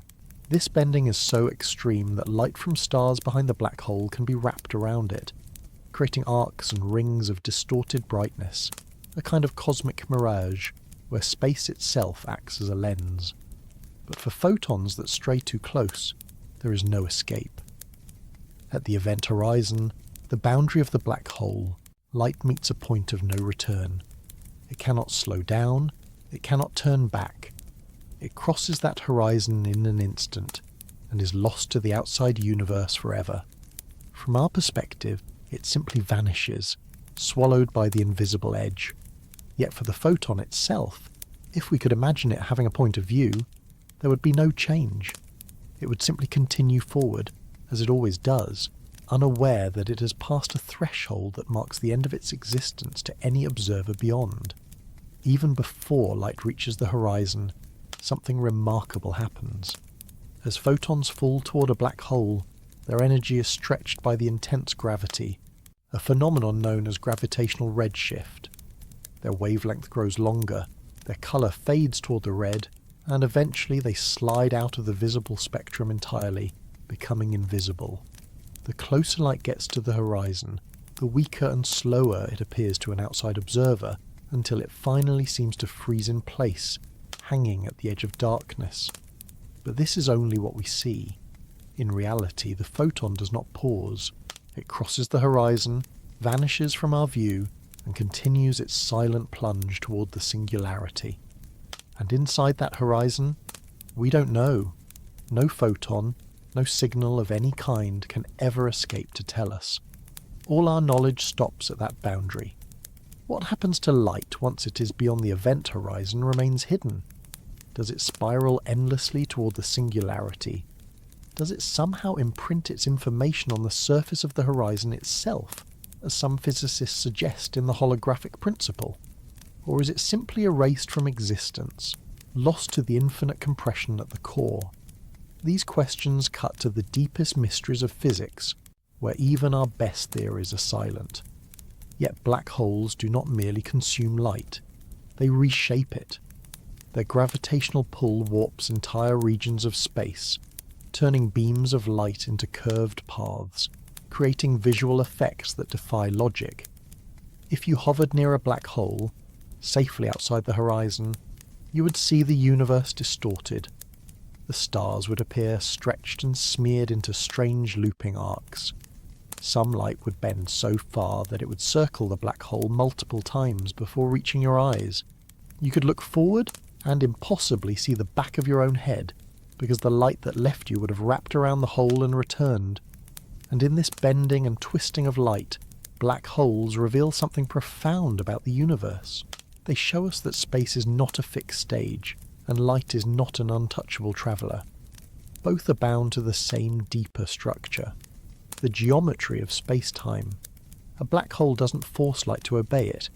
It simply reshapes the road, and light, like an obedient traveller, follows the only path available. Yet, even as black holes consume light, they also create some of the brightest phenomena in the cosmos. Around their edges, matter falls inward, heating up as it spirals down. This in falling matter can emit light so intense that it outshines entire galaxies. Paradoxically, the regions around black holes, those cosmic voids of darkness, can also become beacons, marked by blinding radiation, jets of energy, and violent bursts of light hurled outward at nearly the speed of light. The black hole itself remains invisible, but its influence on light creates some of the most spectacular displays in the universe. Still, no matter how brilliant the light around a black hole may be, the horizon remains absolute. Nothing crosses it, and comes back. It is the ultimate one-way door, a boundary between the universe we know and a realm where our laws of physics fail.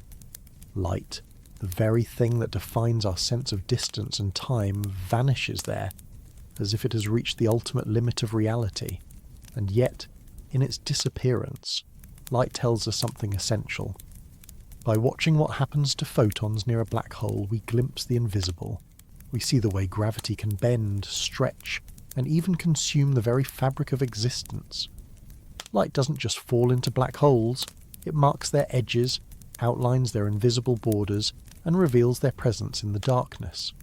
A black hole, in that sense, is not the death of light. It is its transformation. It turns light into a map, sketching out the most extreme corners of space-time, reminding us that even the universe's fastest traveller has its boundaries, and that beyond those boundaries lies a mystery so deep that even light itself cannot escape to tell us what it finds. If you could turn off every star in the sky, silence every galaxy, and remove every beam of light from the present-day universe, you would still be left with a faint, persistent glow. It isn't from any nearby source, and it isn't something you could see with your eyes. It's older than the oldest star, older than any planet, older even than the first galaxies. This light has been travelling for nearly 14 billion years, carrying with it the memory of the universe's very beginning. We call it the cosmic microwave background, the oldest light still moving through existence. This light was born in an era when the universe was young, unimaginably hot, and blindingly bright. In the first moments after the Big Bang, everything was packed together in a dense, searing plasma of particles and radiation. Back then, light couldn't move freely. Every photon was constantly colliding with matter, scattering endlessly in a chaotic fog. The universe wasn't transparent. It was more like a glowing storm where light could never escape. But then, something remarkable happened.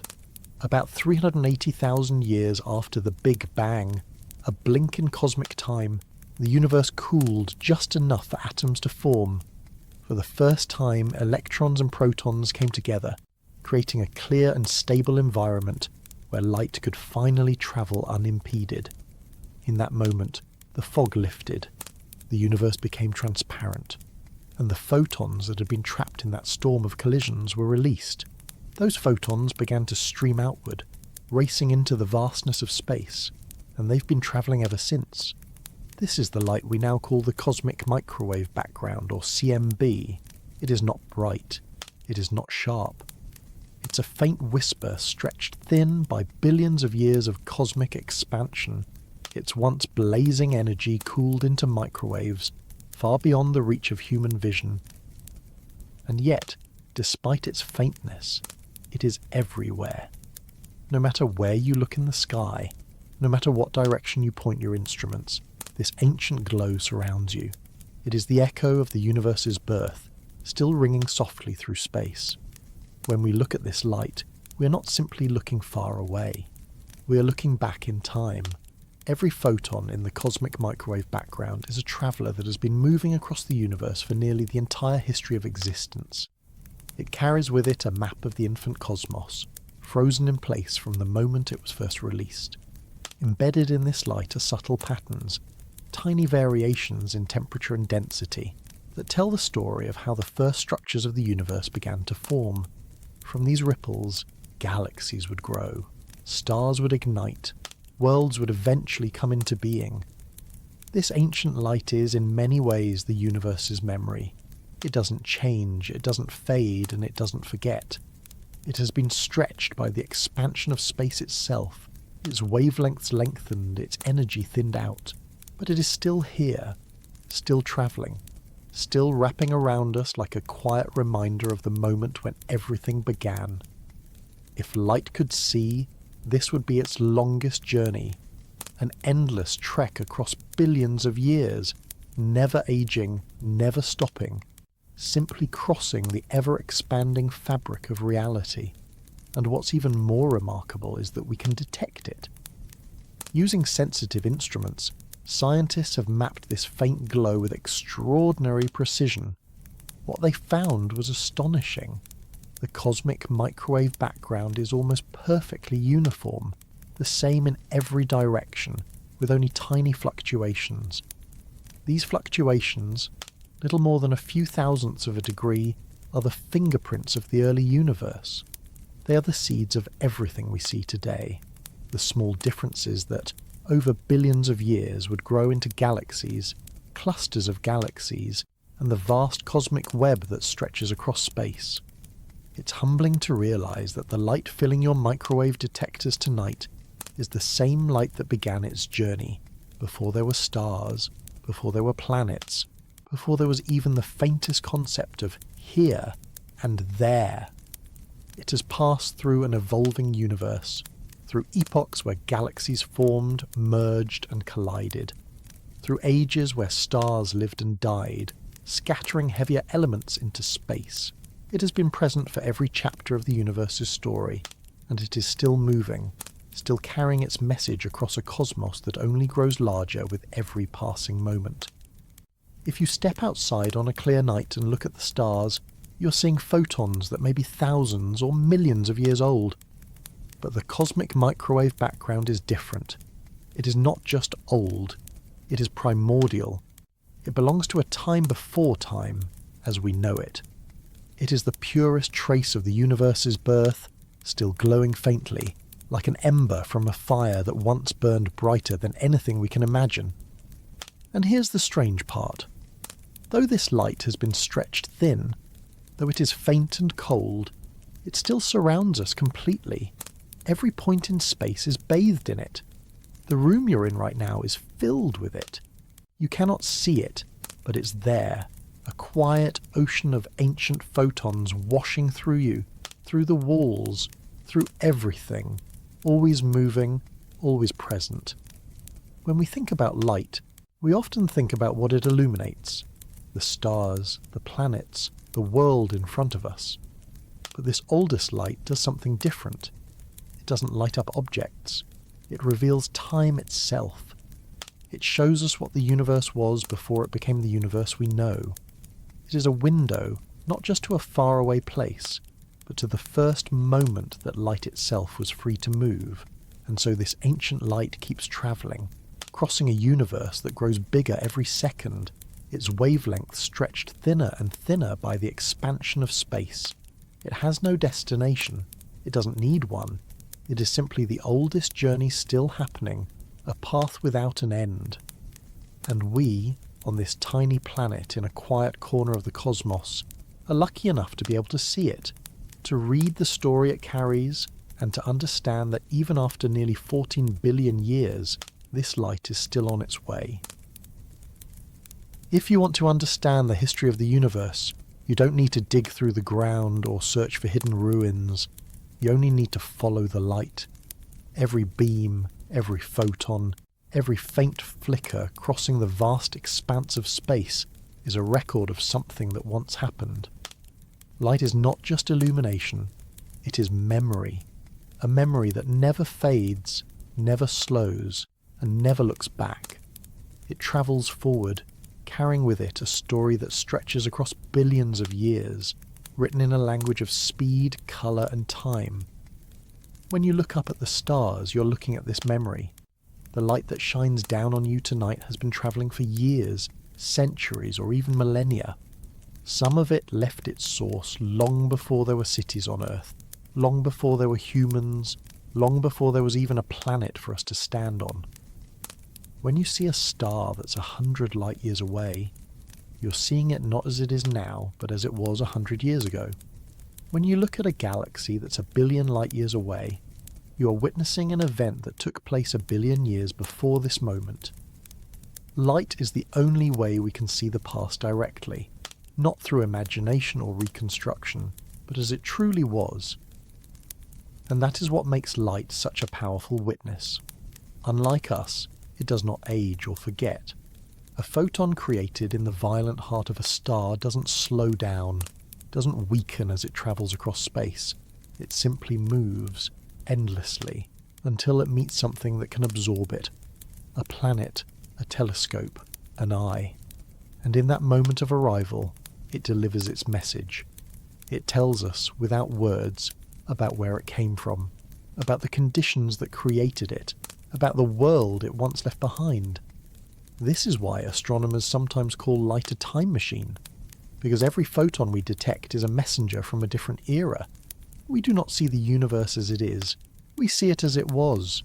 Every faint galaxy at the edge of our instruments is a glimpse into a chapter of cosmic history that happened billions of years ago. Light carries these moments forward, perfectly preserved, never altered by the passing of time because, for light, time doesn't pass at all. In this sense, light is the universe's memory because it remembers what nothing else can. The rocks and planets change, stars burn out, galaxies collide and reshape themselves. But the light they emit escapes, and in that escape it becomes a record. When it arrives, it carries that record with it. It is the imprint of a moment that can never be rewritten. Light does not rewrite history. It reveals it. This is also why the oldest light in the universe, the cosmic microwave background, is so profound. It isn't just ancient light. It's the first memory the universe ever created. A frozen snapshot from a time before stars, before galaxies, before anything familiar had formed. It is the closest thing we have to the universe's earliest thoughts, carried across nearly 14 billion years, unchanged and unbroken. When scientists study it, they are reading the oldest surviving record in existence. And yet, this isn't only true for the most distant and ancient light. Even the light around us now, from the sun, from the stars, from every glowing object, is part of this same stream of memory. The sunlight that warms your face left the sun about 8 minutes ago. That means that even in the most ordinary moment you are already surrounded by light that comes from the past. You live in a constant flood of memories, each one arriving at the speed of light, carrying the story of where it has been. But light doesn't just remember in distance and time, it remembers in colour. The spectrum of light carries information.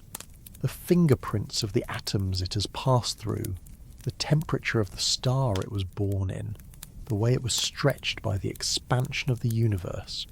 Every shift in its wavelength is a clue, every tiny change a detail in the story. Scientists can read those clues the way historians read old texts. A single photon can tell you if a galaxy is racing away from us or falling toward us, if a star is young or old, if the universe was expanding faster or slower when that light first began its journey. And here's the strange part. This memory is not locked away in some unreachable archive. It is all around you, passing through the space you occupy, flooding the sky above your head every single night. The universe is not hiding its history. It is broadcasting it constantly in the form of light. All we need are the tools to decode it, and the willingness to listen to what those photons are saying. In this way, light becomes something more than just a phenomenon of physics. It is the thread that binds the past to the present. It connects us to events so far away and so long ago that they feel almost impossible to imagine. Every time we see a star, we are not seeing it as it is now, but as it once was, preserved in a photon's endless journey. Light doesn't just show us where things are, it shows us when they were. It turns the night sky into a vast cosmic library, with every beam a page written long before we arrived. And there's something deeply humbling about that, because in the end, we are part of this memory too. The light that leaves Earth tonight, from our cities, our telescopes, our own sun, will keep travelling long after we're gone. Perhaps one day, a distant observer, on some distant world, will catch a photon that left this planet in our time. And in that instant, they will see a faint, fragile memory of our world, carried by a beam of light that never forgot where it came from. Light, then, is not just the universe's memory. It is also our way of becoming part of it. Every photon that leaves this world is a record of our existence. Every beam of sunlight is a record of a star that has burned for billions of years. Every glow, every flicker, Every faint pulse across the void is a memory written into the fabric of reality itself, racing endlessly into the dark, never slowing, never stopping, and never forgetting. Every colour you see, every shadow, every shimmer of sunlight on water or glow from a distant star exists because of light. Without it, the world would be invisible, not just dark, but entirely without form. Light is the brush that paints our perception, and in many ways it creates the reality we believe we live in. Close your eyes for a moment and imagine a room. Without light, there is no colour.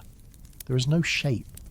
There are no edges to tell you where one object ends and another begins. The universe becomes a blank, undivided space. Now open your eyes again. Instantly light floods in, and the world is filled with structure.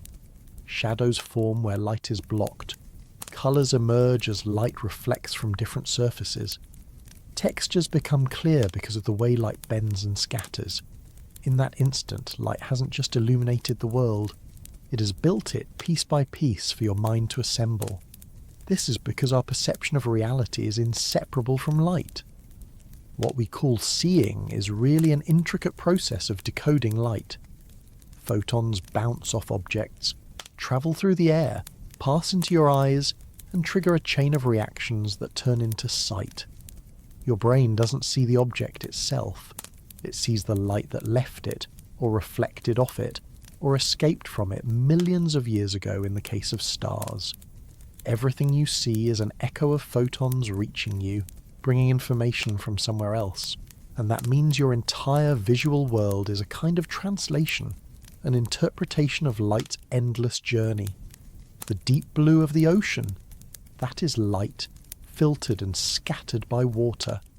The soft glow of a sunset, that is light, stretched and reddened by the thickness of Earth's atmosphere.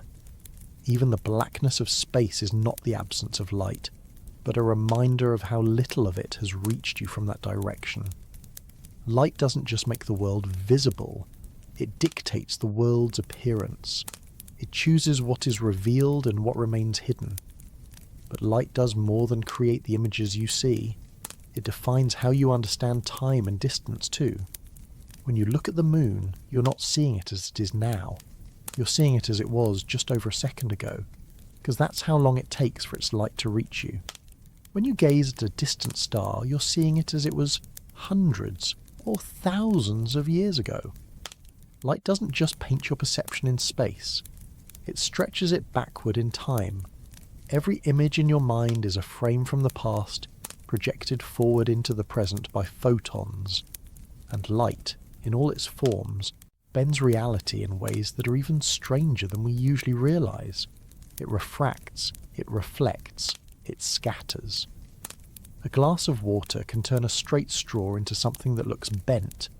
Heat waves rising from a road can distort the air until light wavers like liquid. These aren't tricks. They're reminders that light is not passive. It doesn't simply travel through space and arrive at your eyes untouched. It is shaped, twisted, and filtered by everything it passes through. And in turn, it shapes and twists the way you see the world. Your perception is therefore not reality itself, but reality as filtered by light. The sky is not blue because the sky is inherently blue. It is blue because shorter wavelengths of sunlight scatter more effectively in Earth's atmosphere. A sunset is not red because the sun burns redder at evening. It is red because light at longer wavelengths survives its long journey through thickening air. Every colour you have ever seen is a story told by light, not about what a thing is, but about how photons have danced and shifted on their way to you. And perhaps the most extraordinary thing about this is how universal it is. Whether it's the faint glow of a galaxy 10 billion light years away, or the reflection off a leaf in your backyard, it's all the same language. Light carries information, and your mind turns that information into a world. Even if two people stand side by side, the world they see is slightly different, because their brains interpret those signals differently. Yet the light itself is always there, writing reality in a script that only perception can read. This is why, in a way, we don't just see with our eyes, we see with light itself. Light doesn't merely reveal the world, it constructs the stage, draws the outlines, fills in the details, and decides which parts remain invisible. Without it, there is no perception, no sense of shape, colour, or distance. Without it, even time would feel meaningless, because nothing could mark the passing of moments the way a shifting shadow or a deepening dusk does. And when you think of it like this, light is no longer just a physical phenomenon, it becomes something almost intimate, a bridge between the silent, indifferent universe and the world we experience. It has been travelling for billions of years, racing across impossible distances, only to arrive in your eyes and become part of your perception. In a way, every photon is a tiny messenger that has chosen you as its final destination. This is why the stars look the way they do. This is why the Milky Way glows across the night sky like spilled silver. This is why the world in daylight feels different from the world in twilight. Light paints not only the universe, but also the way we feel inside it. The warmth of a sunbeam, the cold shimmer of moonlight, the deep quiet of a sky full of stars. All of these are not just experiences. They are the result of light sculpting your perception into something you can live in. And in this sense, perception itself is a kind of memory written by light. Every time you open your eyes, you're reading what photons have carried to you, some born in the heart of the sun just minutes ago, others that began their journey billions of years before humans even existed. Light doesn't only shape what you see, it connects you in every moment to the vast history of the universe. Colour feels like one of the most real and certain parts of the world. We talk about the blue of the sky, the red of a rose, the green of a forest after rain, as if these colours exist out there, painted onto reality. But they don't. Not exactly. Colours are not properties of objects, and they're not embedded in the universe like stars in the night sky. Colours exist because we see them. They are born in the interaction between light, matter, and the mind that observes them. Imagine a beam of sunlight. Within it is every wavelength of visible light, from deep red to dazzling violet, and even beyond, into ranges our eyes can never detect. When that light strikes an object, certain wavelengths are absorbed, and others bounce back. A leaf, for example, absorbs most wavelengths except green, which it reflects. But here's the strange part, that green isn't in the leaf. It isn't floating there in space, waiting to be picked up by your eyes. What actually reaches you is nothing more than a stream of photons, each carrying its own wavelength. Your eyes take in those wavelengths, and only then does green appear. Not in the leaf, not in the light, but in your perception. This is why two people can look at the same thing and see it slightly differently. The physics is the same. The photons bounce, they travel, they hit the retina. But the experience of colour, that vivid, immediate sense of red or blue, happens only in the brain. Without an observer, there is no colour. There are only wavelengths, invisible until a mind turns them into something we can feel. And it gets stranger. Consider colours we can't see. Ultraviolet, infrared, or the vast spectrum of light that stretches out in both directions beyond our limited vision. Bees see flowers in ultraviolet, patterns invisible to us but perfectly clear to them. Some birds see colours we don't even have names for, hues that don't exist in human language because our brains cannot process them. From our perspective, those colours don't exist at all, yet in another creature's world, they are as real and obvious as the blue of the midday sky. This means our world of colour is just a narrow slice of what light can do. The universe isn't painted in the palette we know. It's flooded with countless shades we can't perceive. But to us, reality feels complete, because light has been translated into the language our senses understand. The red of a sunset isn't really red. It's long wavelength light scattered by the atmosphere, interpreted by your brain as warmth and depth. The blue of the ocean isn't truly blue.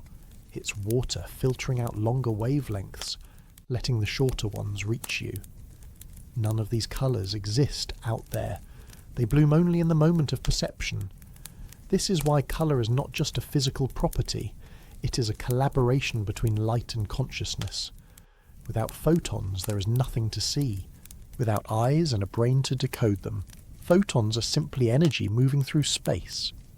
It's only in the meeting between light and perception that colour arises, vivid and undeniable. In that sense, colour is a kind of quiet illusion, not false, but not separate from the act of seeing either. If you could step outside your own perception and view the world purely as light, it would look nothing like the world you know.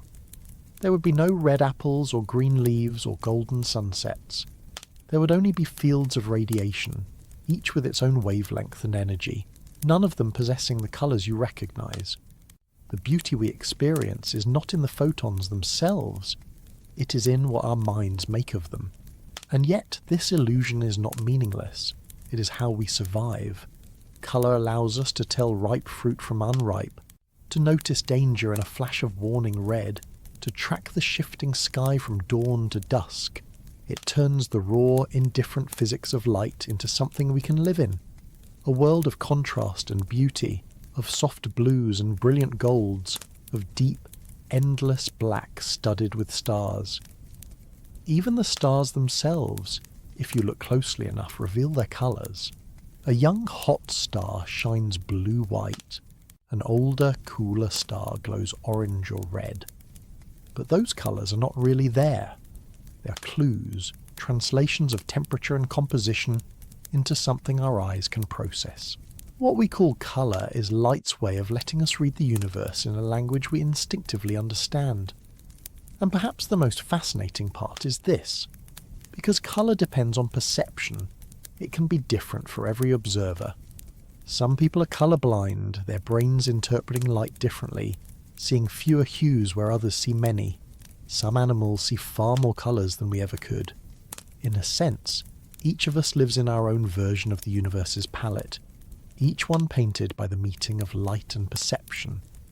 So when you look at the world, at the endless blue of the sky, at the gold of sunlight through autumn leaves, at the crimson of a distant sunset, remember this: those colours exist only because you are here to see them. Light carries the potential for every hue, but it is your mind that completes the painting. Without you, without perception, the universe would still be filled with light, but it would be colourless, silent in its beauty. And maybe that's the quiet truth about colour. It doesn't exist until we see it, and yet it's the most intimate bridge between the physics of light and the experience of living. It is light's way of reminding us that reality is not only out there waiting to be measured, it's also in here, painted across the canvas of the mind. Consciousness feels like the one thing that belongs entirely to us. It's the quiet voice inside our minds, the part of us that thinks, feels, and wonders about the universe. And yet, when we look closer, when we peel away the layers of how the brain and body function, there's an unsettling question waiting there. Could consciousness, this thing we treat as private and immaterial, be connected to light itself? It's not as strange as it first sounds. Every thought, every memory, every flicker of awareness that passes through your mind happens because of electrical signals in the brain. Neurons fire, tiny currents surge, and in the spaces between those currents are electromagnetic fields. Fields that, like light, are part of the same fundamental force. The electricity in your brain, the glow of a lightning bolt, the light from a star, all of it comes from the same deep, universal structure of energy. When you see something, it begins with light. Photons enter your eyes, strike the retina, and trigger a cascade of reactions that become electrical impulses. Those impulses travel through a network of billions of neurons until, somehow, they create an experience. The colour of a sunset, the memory of a familiar face, the awareness of being here, now. Light doesn't just reveal the outside world to you, It becomes part of the process that allows you to experience it. Without it, your mind would never receive the raw data it needs to build a picture of reality. And here is where the boundary between physics and awareness begins to blur. If light is the messenger that carries information from the universe to our minds, then isn't consciousness in some way tied to light's journey? Not because light is consciousness, but because consciousness depends on it. The photons striking your eyes right now are part of an unbroken chain of events that began in the heart of stars, travelled across empty space, and ended by lighting up a thought inside your head. But there's an even stranger possibility, one that some scientists and philosophers have wondered about. What if consciousness itself emerges from the same kind of principles that govern light? Light doesn't experience time, it doesn't grow older. From the perspective of a photon, every point along its path exists in the same eternal now. What if awareness, the thing that feels like a single, indivisible moment of experience, shares something with that timeless quality? After all, consciousness doesn't move forward in pieces. You don't feel each fraction of a second click by like frames on a reel of film. You exist in a seamless present, a flow that never quite breaks. And light too exists outside of the normal flow of time. It doesn't wait. It doesn't age. It simply is. It's tempting, then, to wonder if what we experience as the now, that strange, ungraspable moment of awareness, might be closer in spirit to the way light moves through reality than to the way matter plods along through time. Some neuroscientists have even proposed that the electrical rhythms of the brain, those pulses of energy that generate our thoughts, might have something in common with the way light and electromagnetic fields interact. It's not that our minds are literally made of light, but that the same underlying forces might shape both. Your consciousness could be, in part, a pattern woven from the same fabric that lets photons race across the cosmos. And this brings us to a curious thought. If consciousness is linked, however faintly, to the same deep structure as light, does that mean our awareness is also bound to the fundamental limits light imposes on reality? If nothing can move faster than light, then perhaps even our thoughts, our perceptions, our very sense of the present moment are shaped by that limit, tied to the same cosmic speed limit that governs everything else. It's a humbling idea. It would mean that our awareness isn't separate from the universe at all. It isn't floating above it like something immaterial and detached. It's anchored in it, rooted in the same physical laws that guide photons through space and stars across galaxies. Consciousness, in this view, wouldn't just exist in the universe. It would be another expression of it. One more phenomenon bound by light's relentless, unchanging pace. And if that's true, then in every thought you have, in every moment of awareness, you're touching something far larger than yourself. You're part of the same story that began with the first burst of light at the dawn of time. Every neuron that fires in your brain, every photon that enters your eyes, every spark of perception, is one more thread in the vast, unbroken web of energy that has been weaving itself since the universe began. We don't know for certain if consciousness is bound to light in this way. Maybe it's only an echo of it, shaped by its rules but not defined by them. Or maybe it is deeper than that, a reflection of the same timeless quality that light seems to possess. A way for the universe to look back at itself, to become aware of the glow it has been casting into the dark for nearly 14 billion years. Either way, there is something quietly astonishing in the thought. When you see the world, when you think about it, when you simply exist in this present moment, you're moving in lockstep with the same phenomenon that carries light from the first stars to our skies. In that sense, perhaps consciousness doesn't just depend on light. Perhaps in some small and beautiful way it belongs to it. If you could slow the universe down to a whisper, quiet enough to hear the smallest exchanges of energy, you might begin to sense something extraordinary. A conversation that never stops. It's not a conversation in words, or in any language we know. It is the endless, silent dialogue of photons, the carriers of light, exchanging their presence across the fabric of the cosmos. They are everywhere, and they are always in motion, weaving a tapestry of interactions that connects every point in the universe to every other. Every photon has a story. Some are born in the searing heart of a star, flung into space as the star burns its nuclear fuel. Others are created when matter collides with antimatter in a burst of pure energy. Some have been travelling for billions of years, their paths uninterrupted since the universe was young. Others are fleeting, appearing and vanishing in the blink of a quantum fluctuation. And yet, despite their countless different origins, every photon joins the same endless conversation, a constant flow of movement, scattering, reflection, and absorption, each event another line in an unbroken script.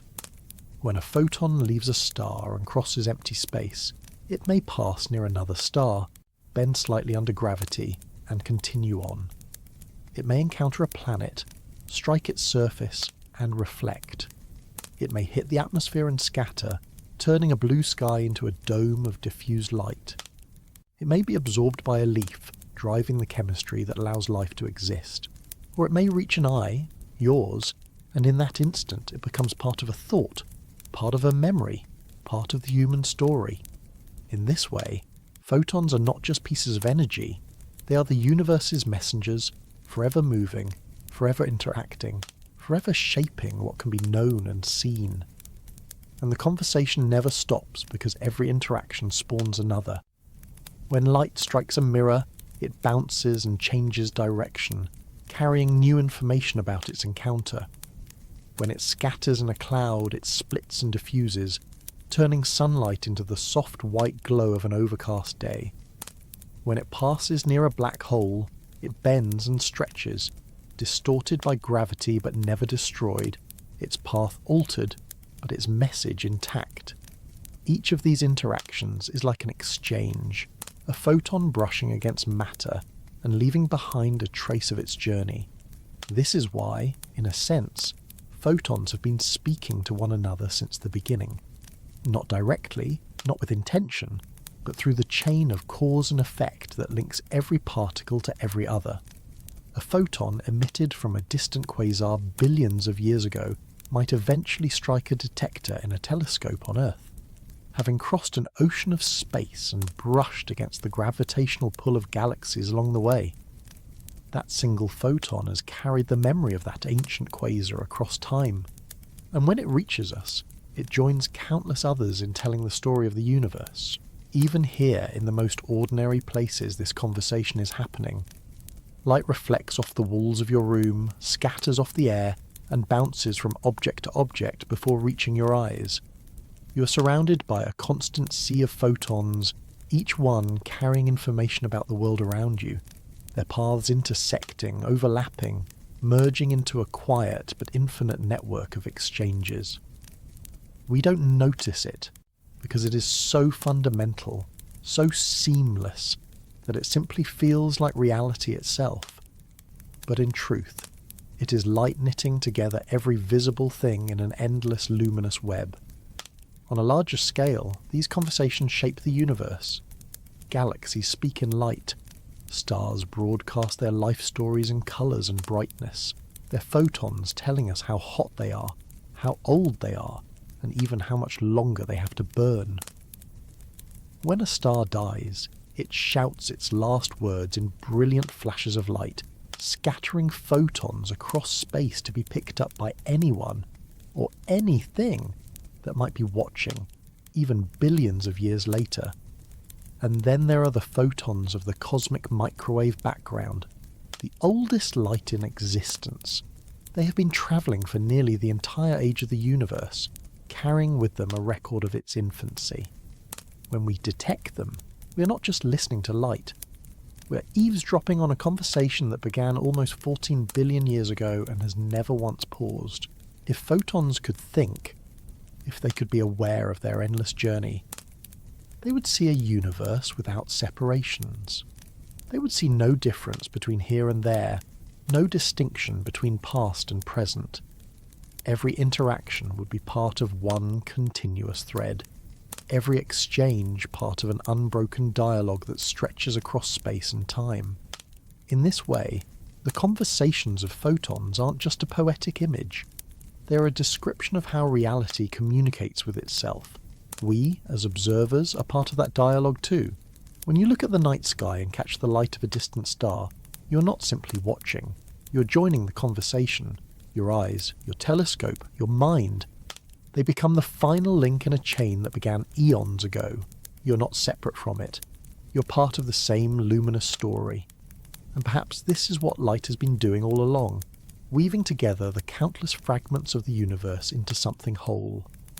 Every photon that travels, every reflection, every scattering, every flicker is a small act of connection, binding matter to matter, moment to moment, and mind to cosmos.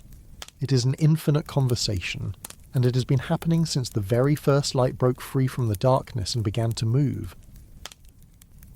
If light could speak, its voice would not be loud. It wouldn't need to be. It has been talking for nearly 14 billion years without a single pause, carrying its message across the endless dark. And if we could hear it, truly hear it, perhaps it wouldn't sound like words at all, but like something older and simpler, a language of movement and presence, a story told not with sentences but with journeys. It might begin by telling us where it came from. A photon born in the heart of a star might whisper of the crushing heat that forged it, the nuclear fires where matter and energy trade places in an endless dance. It might tell of the moment it escaped, breaking free from the furnace of its birth to begin its long flight outward. For billions of years it has been travelling through space, never resting, never slowing. And in all that time, it has seen things that no living creature ever could. It might describe the galaxies it passed along the way, spiralling clusters of stars glowing in the blackness like lanterns on a sea without end. It might speak of the gravity wells of massive planets that tugged at its path, bending it ever so slightly but never stopping it. It might tell us about the vast gulfs of emptiness, stretches of space where it drifted alone for eons, unseen and untouched, until it found its way to an eye, a mirror, or a detector waiting to receive it. And if light could speak, maybe it would laugh at the idea of distance. To us, 1 billion light years is impossible to imagine. But for light, there is no long journey. From its perspective, there was never any time in between.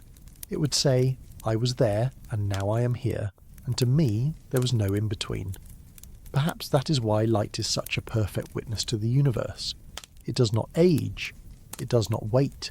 It does not forget. It might tell us about the first moments when everything was new.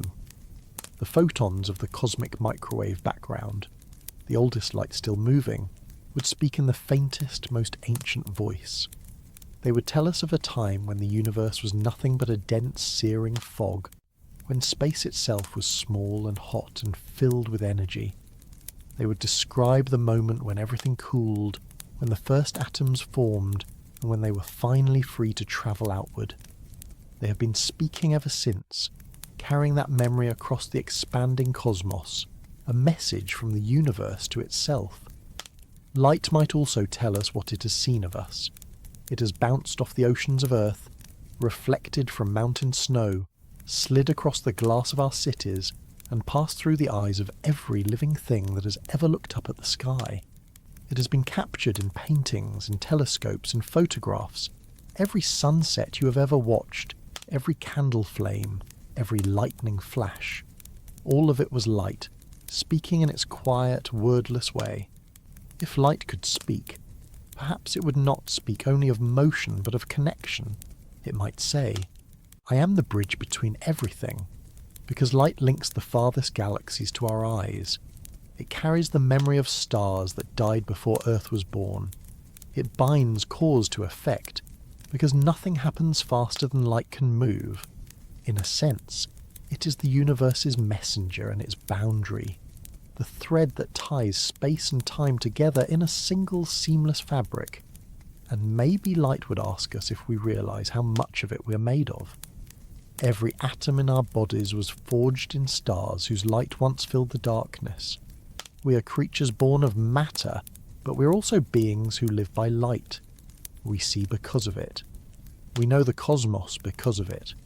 Without light, there would be no perception, no memory, no way to witness anything at all. If light could speak, it might not sound like a lecture or a revelation. It might sound like something simpler, a quiet reminder. I have been here since the beginning. I'm still here now. I will be here long after you. And everything you know, everything you see, every story you tell depends on me. And maybe, if we listened closely enough, we would understand that light has been saying this all along, not in words, but in the way it travels, in the way it fills the void between stars, in the way it arrives in our eyes after crossing 1 billion years. It has been speaking to us in every sunrise, every shadow, every distant starlit night. We have always been listening, we just didn't always know how to hear it. If light could speak, maybe it would simply say, I am the universe moving, and so are you. Time rules everything we know. It moves forward whether we want it to or not, ticking away in seconds, minutes, and years.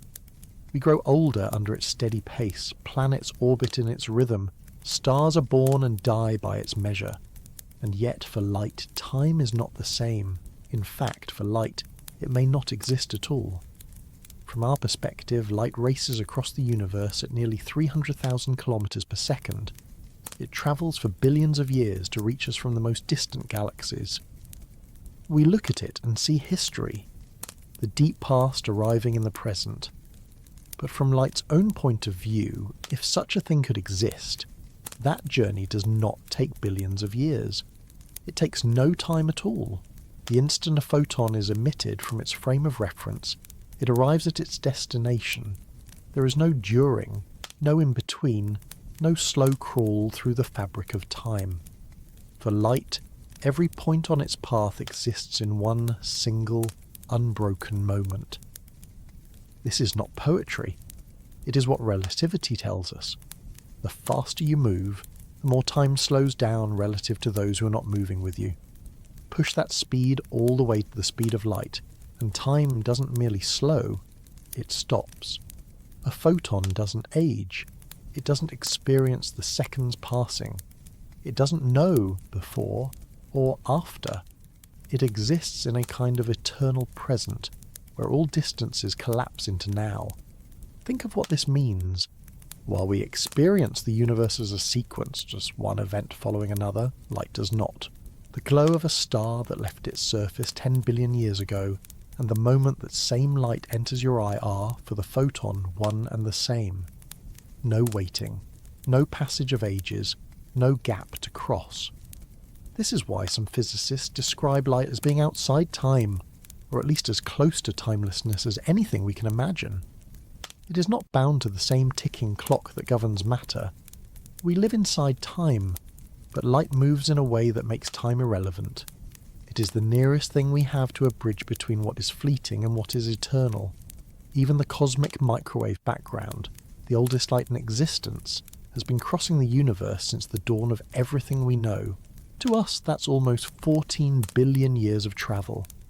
But from the perspective of that ancient light, if such a perspective could exist, it has not travelled for eons. It has never experienced a journey at all.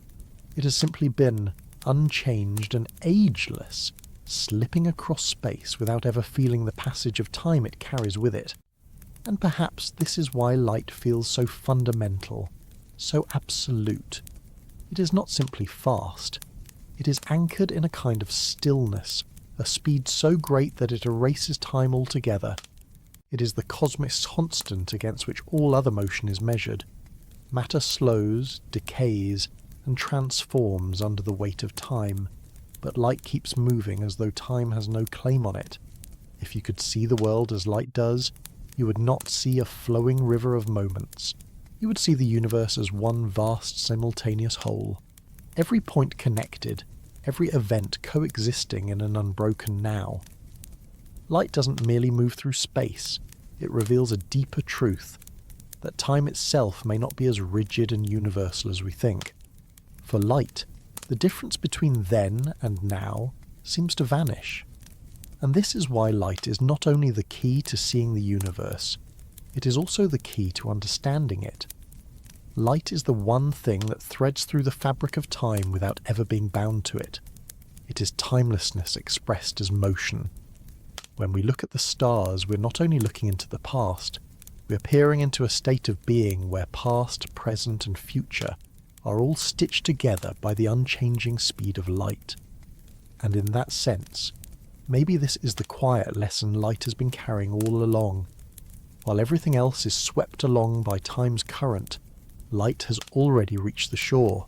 It has always been there waiting for us to catch up. If you stop and think about it, you have been surrounded by light for your entire life. Every sunrise, every flicker of a candle, every reflection in a window, it has always been there, quietly shaping the world you see. But the truth is deeper than that. You're not only surrounded by light, you are made of it. Every atom in your body carries the memory of stars. Every element that makes you was forged in nuclear furnaces that burned so hot they filled the universe with light. You are, in the most literal way, a child of light. Long ago, the first stars collapsed under their own gravity, ignited, and began to shine. Inside their cores, hydrogen fused into helium, helium into heavier elements, until the materials that would one day form your bones and your blood were created in those blinding stellar hearts. When those stars died, they scattered their contents across space, mixing into clouds of dust and gas.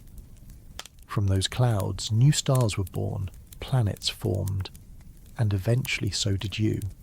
Every cell in your body is built from matter that was once illuminated from within by light. This means that the light you see in the sky is not something separate from you. It is not just a distant glow from unreachable stars. It is your history. The same physics that sends photons racing across the void is the same physics that forged the ingredients of your existence. To look at starlight is, in a way, to look at yourself, stretched across space and time, reflected back at you in a language older than memory. And yet, it's not only in your origins. Even now, light runs through you. When you eat, you're consuming energy that began as sunlight, captured by plants through photosynthesis, transformed into fuel for your body. The warmth in your skin, the spark in your thoughts, the electricity in your nerves, all of it can be traced back to light. Even your eyes, the instruments that let you see, are tools evolved to catch and read light's messages. Every moment of your awareness depends on photons entering you and becoming part of your perception. So what does it mean to be made of light? It means you are not separate from the universe that shines above you. You're connected to it in the most direct way possible. The starlight that crosses billions of years to reach your eyes is not just something you observe. It is kin to you. It is the same energy that shaped the cosmos, that gave rise to stars, planets, and eventually living beings who could look back at it in wonder. And maybe this is why light feels so fundamental, so quietly eternal. It doesn't age. It doesn't tire. It moves through the universe unchanging, while everything else, planets, stars, even entire galaxies, eventually fades. Light keeps going, and in some small way, so do you. Because the matter that makes you, the energy that animates you, and even the thoughts that flicker in your mind all exist because light has been moving, shaping, and connecting everything since the beginning of time. When you rest under the night sky, you're not just looking at the glow of faraway suns. You're resting in the same glow that once built you. You're surrounded by light that has been on a journey since before there were eyes to see it, before there were minds to wonder about it. And in that endless journey, there is a quiet kind of comfort, because if light is timeless, and if you are made from the things light has left behind, then some part of you is part of that same timelessness too. And maybe that's what light has been telling us all along. Not in words, not in anything we can measure, but in the way it moves, in the way it reaches us across impossible distances, in the way it never stops. We are not separate from the glow of the universe. We are part of it. We live in it. we come from it. And even when we are gone, the light that has passed through us will keep on moving, carrying with it the faintest trace of who we were, folded into the same endless, unbroken radiance. In the end, to be made of light is not just a fact of physics. It's a reminder that you belong to the same story the stars have been telling since the beginning. And that story is still being written, photon by photon, moment by moment, in the quiet glow that never fades. And so, as we reach the end of this quiet journey, let the thought settle gently. You've always been surrounded by light. From the stars overhead to the glow that once burned in the cores of ancient suns and became the matter of your own body, it has been with you since the beginning. It has carried the memory of the universe across billions of years just to arrive here, in this moment, where you are. Light doesn't hurry, it doesn't struggle. It simply moves, unbound by time, unshaken by distance, connecting everything to everything else. And in its steady glow, there is a kind of peace, a reminder that the universe is not rushing anywhere, that it has been unfolding in its own quiet way for almost 14 billion years, and that you, for this brief and beautiful moment, are part of it. So if you are listening to this with your eyes growing heavy, let that thought carry you. Imagine the photons from distant stars falling softly across the darkness, as if the cosmos were tucking you in beneath its endless sky.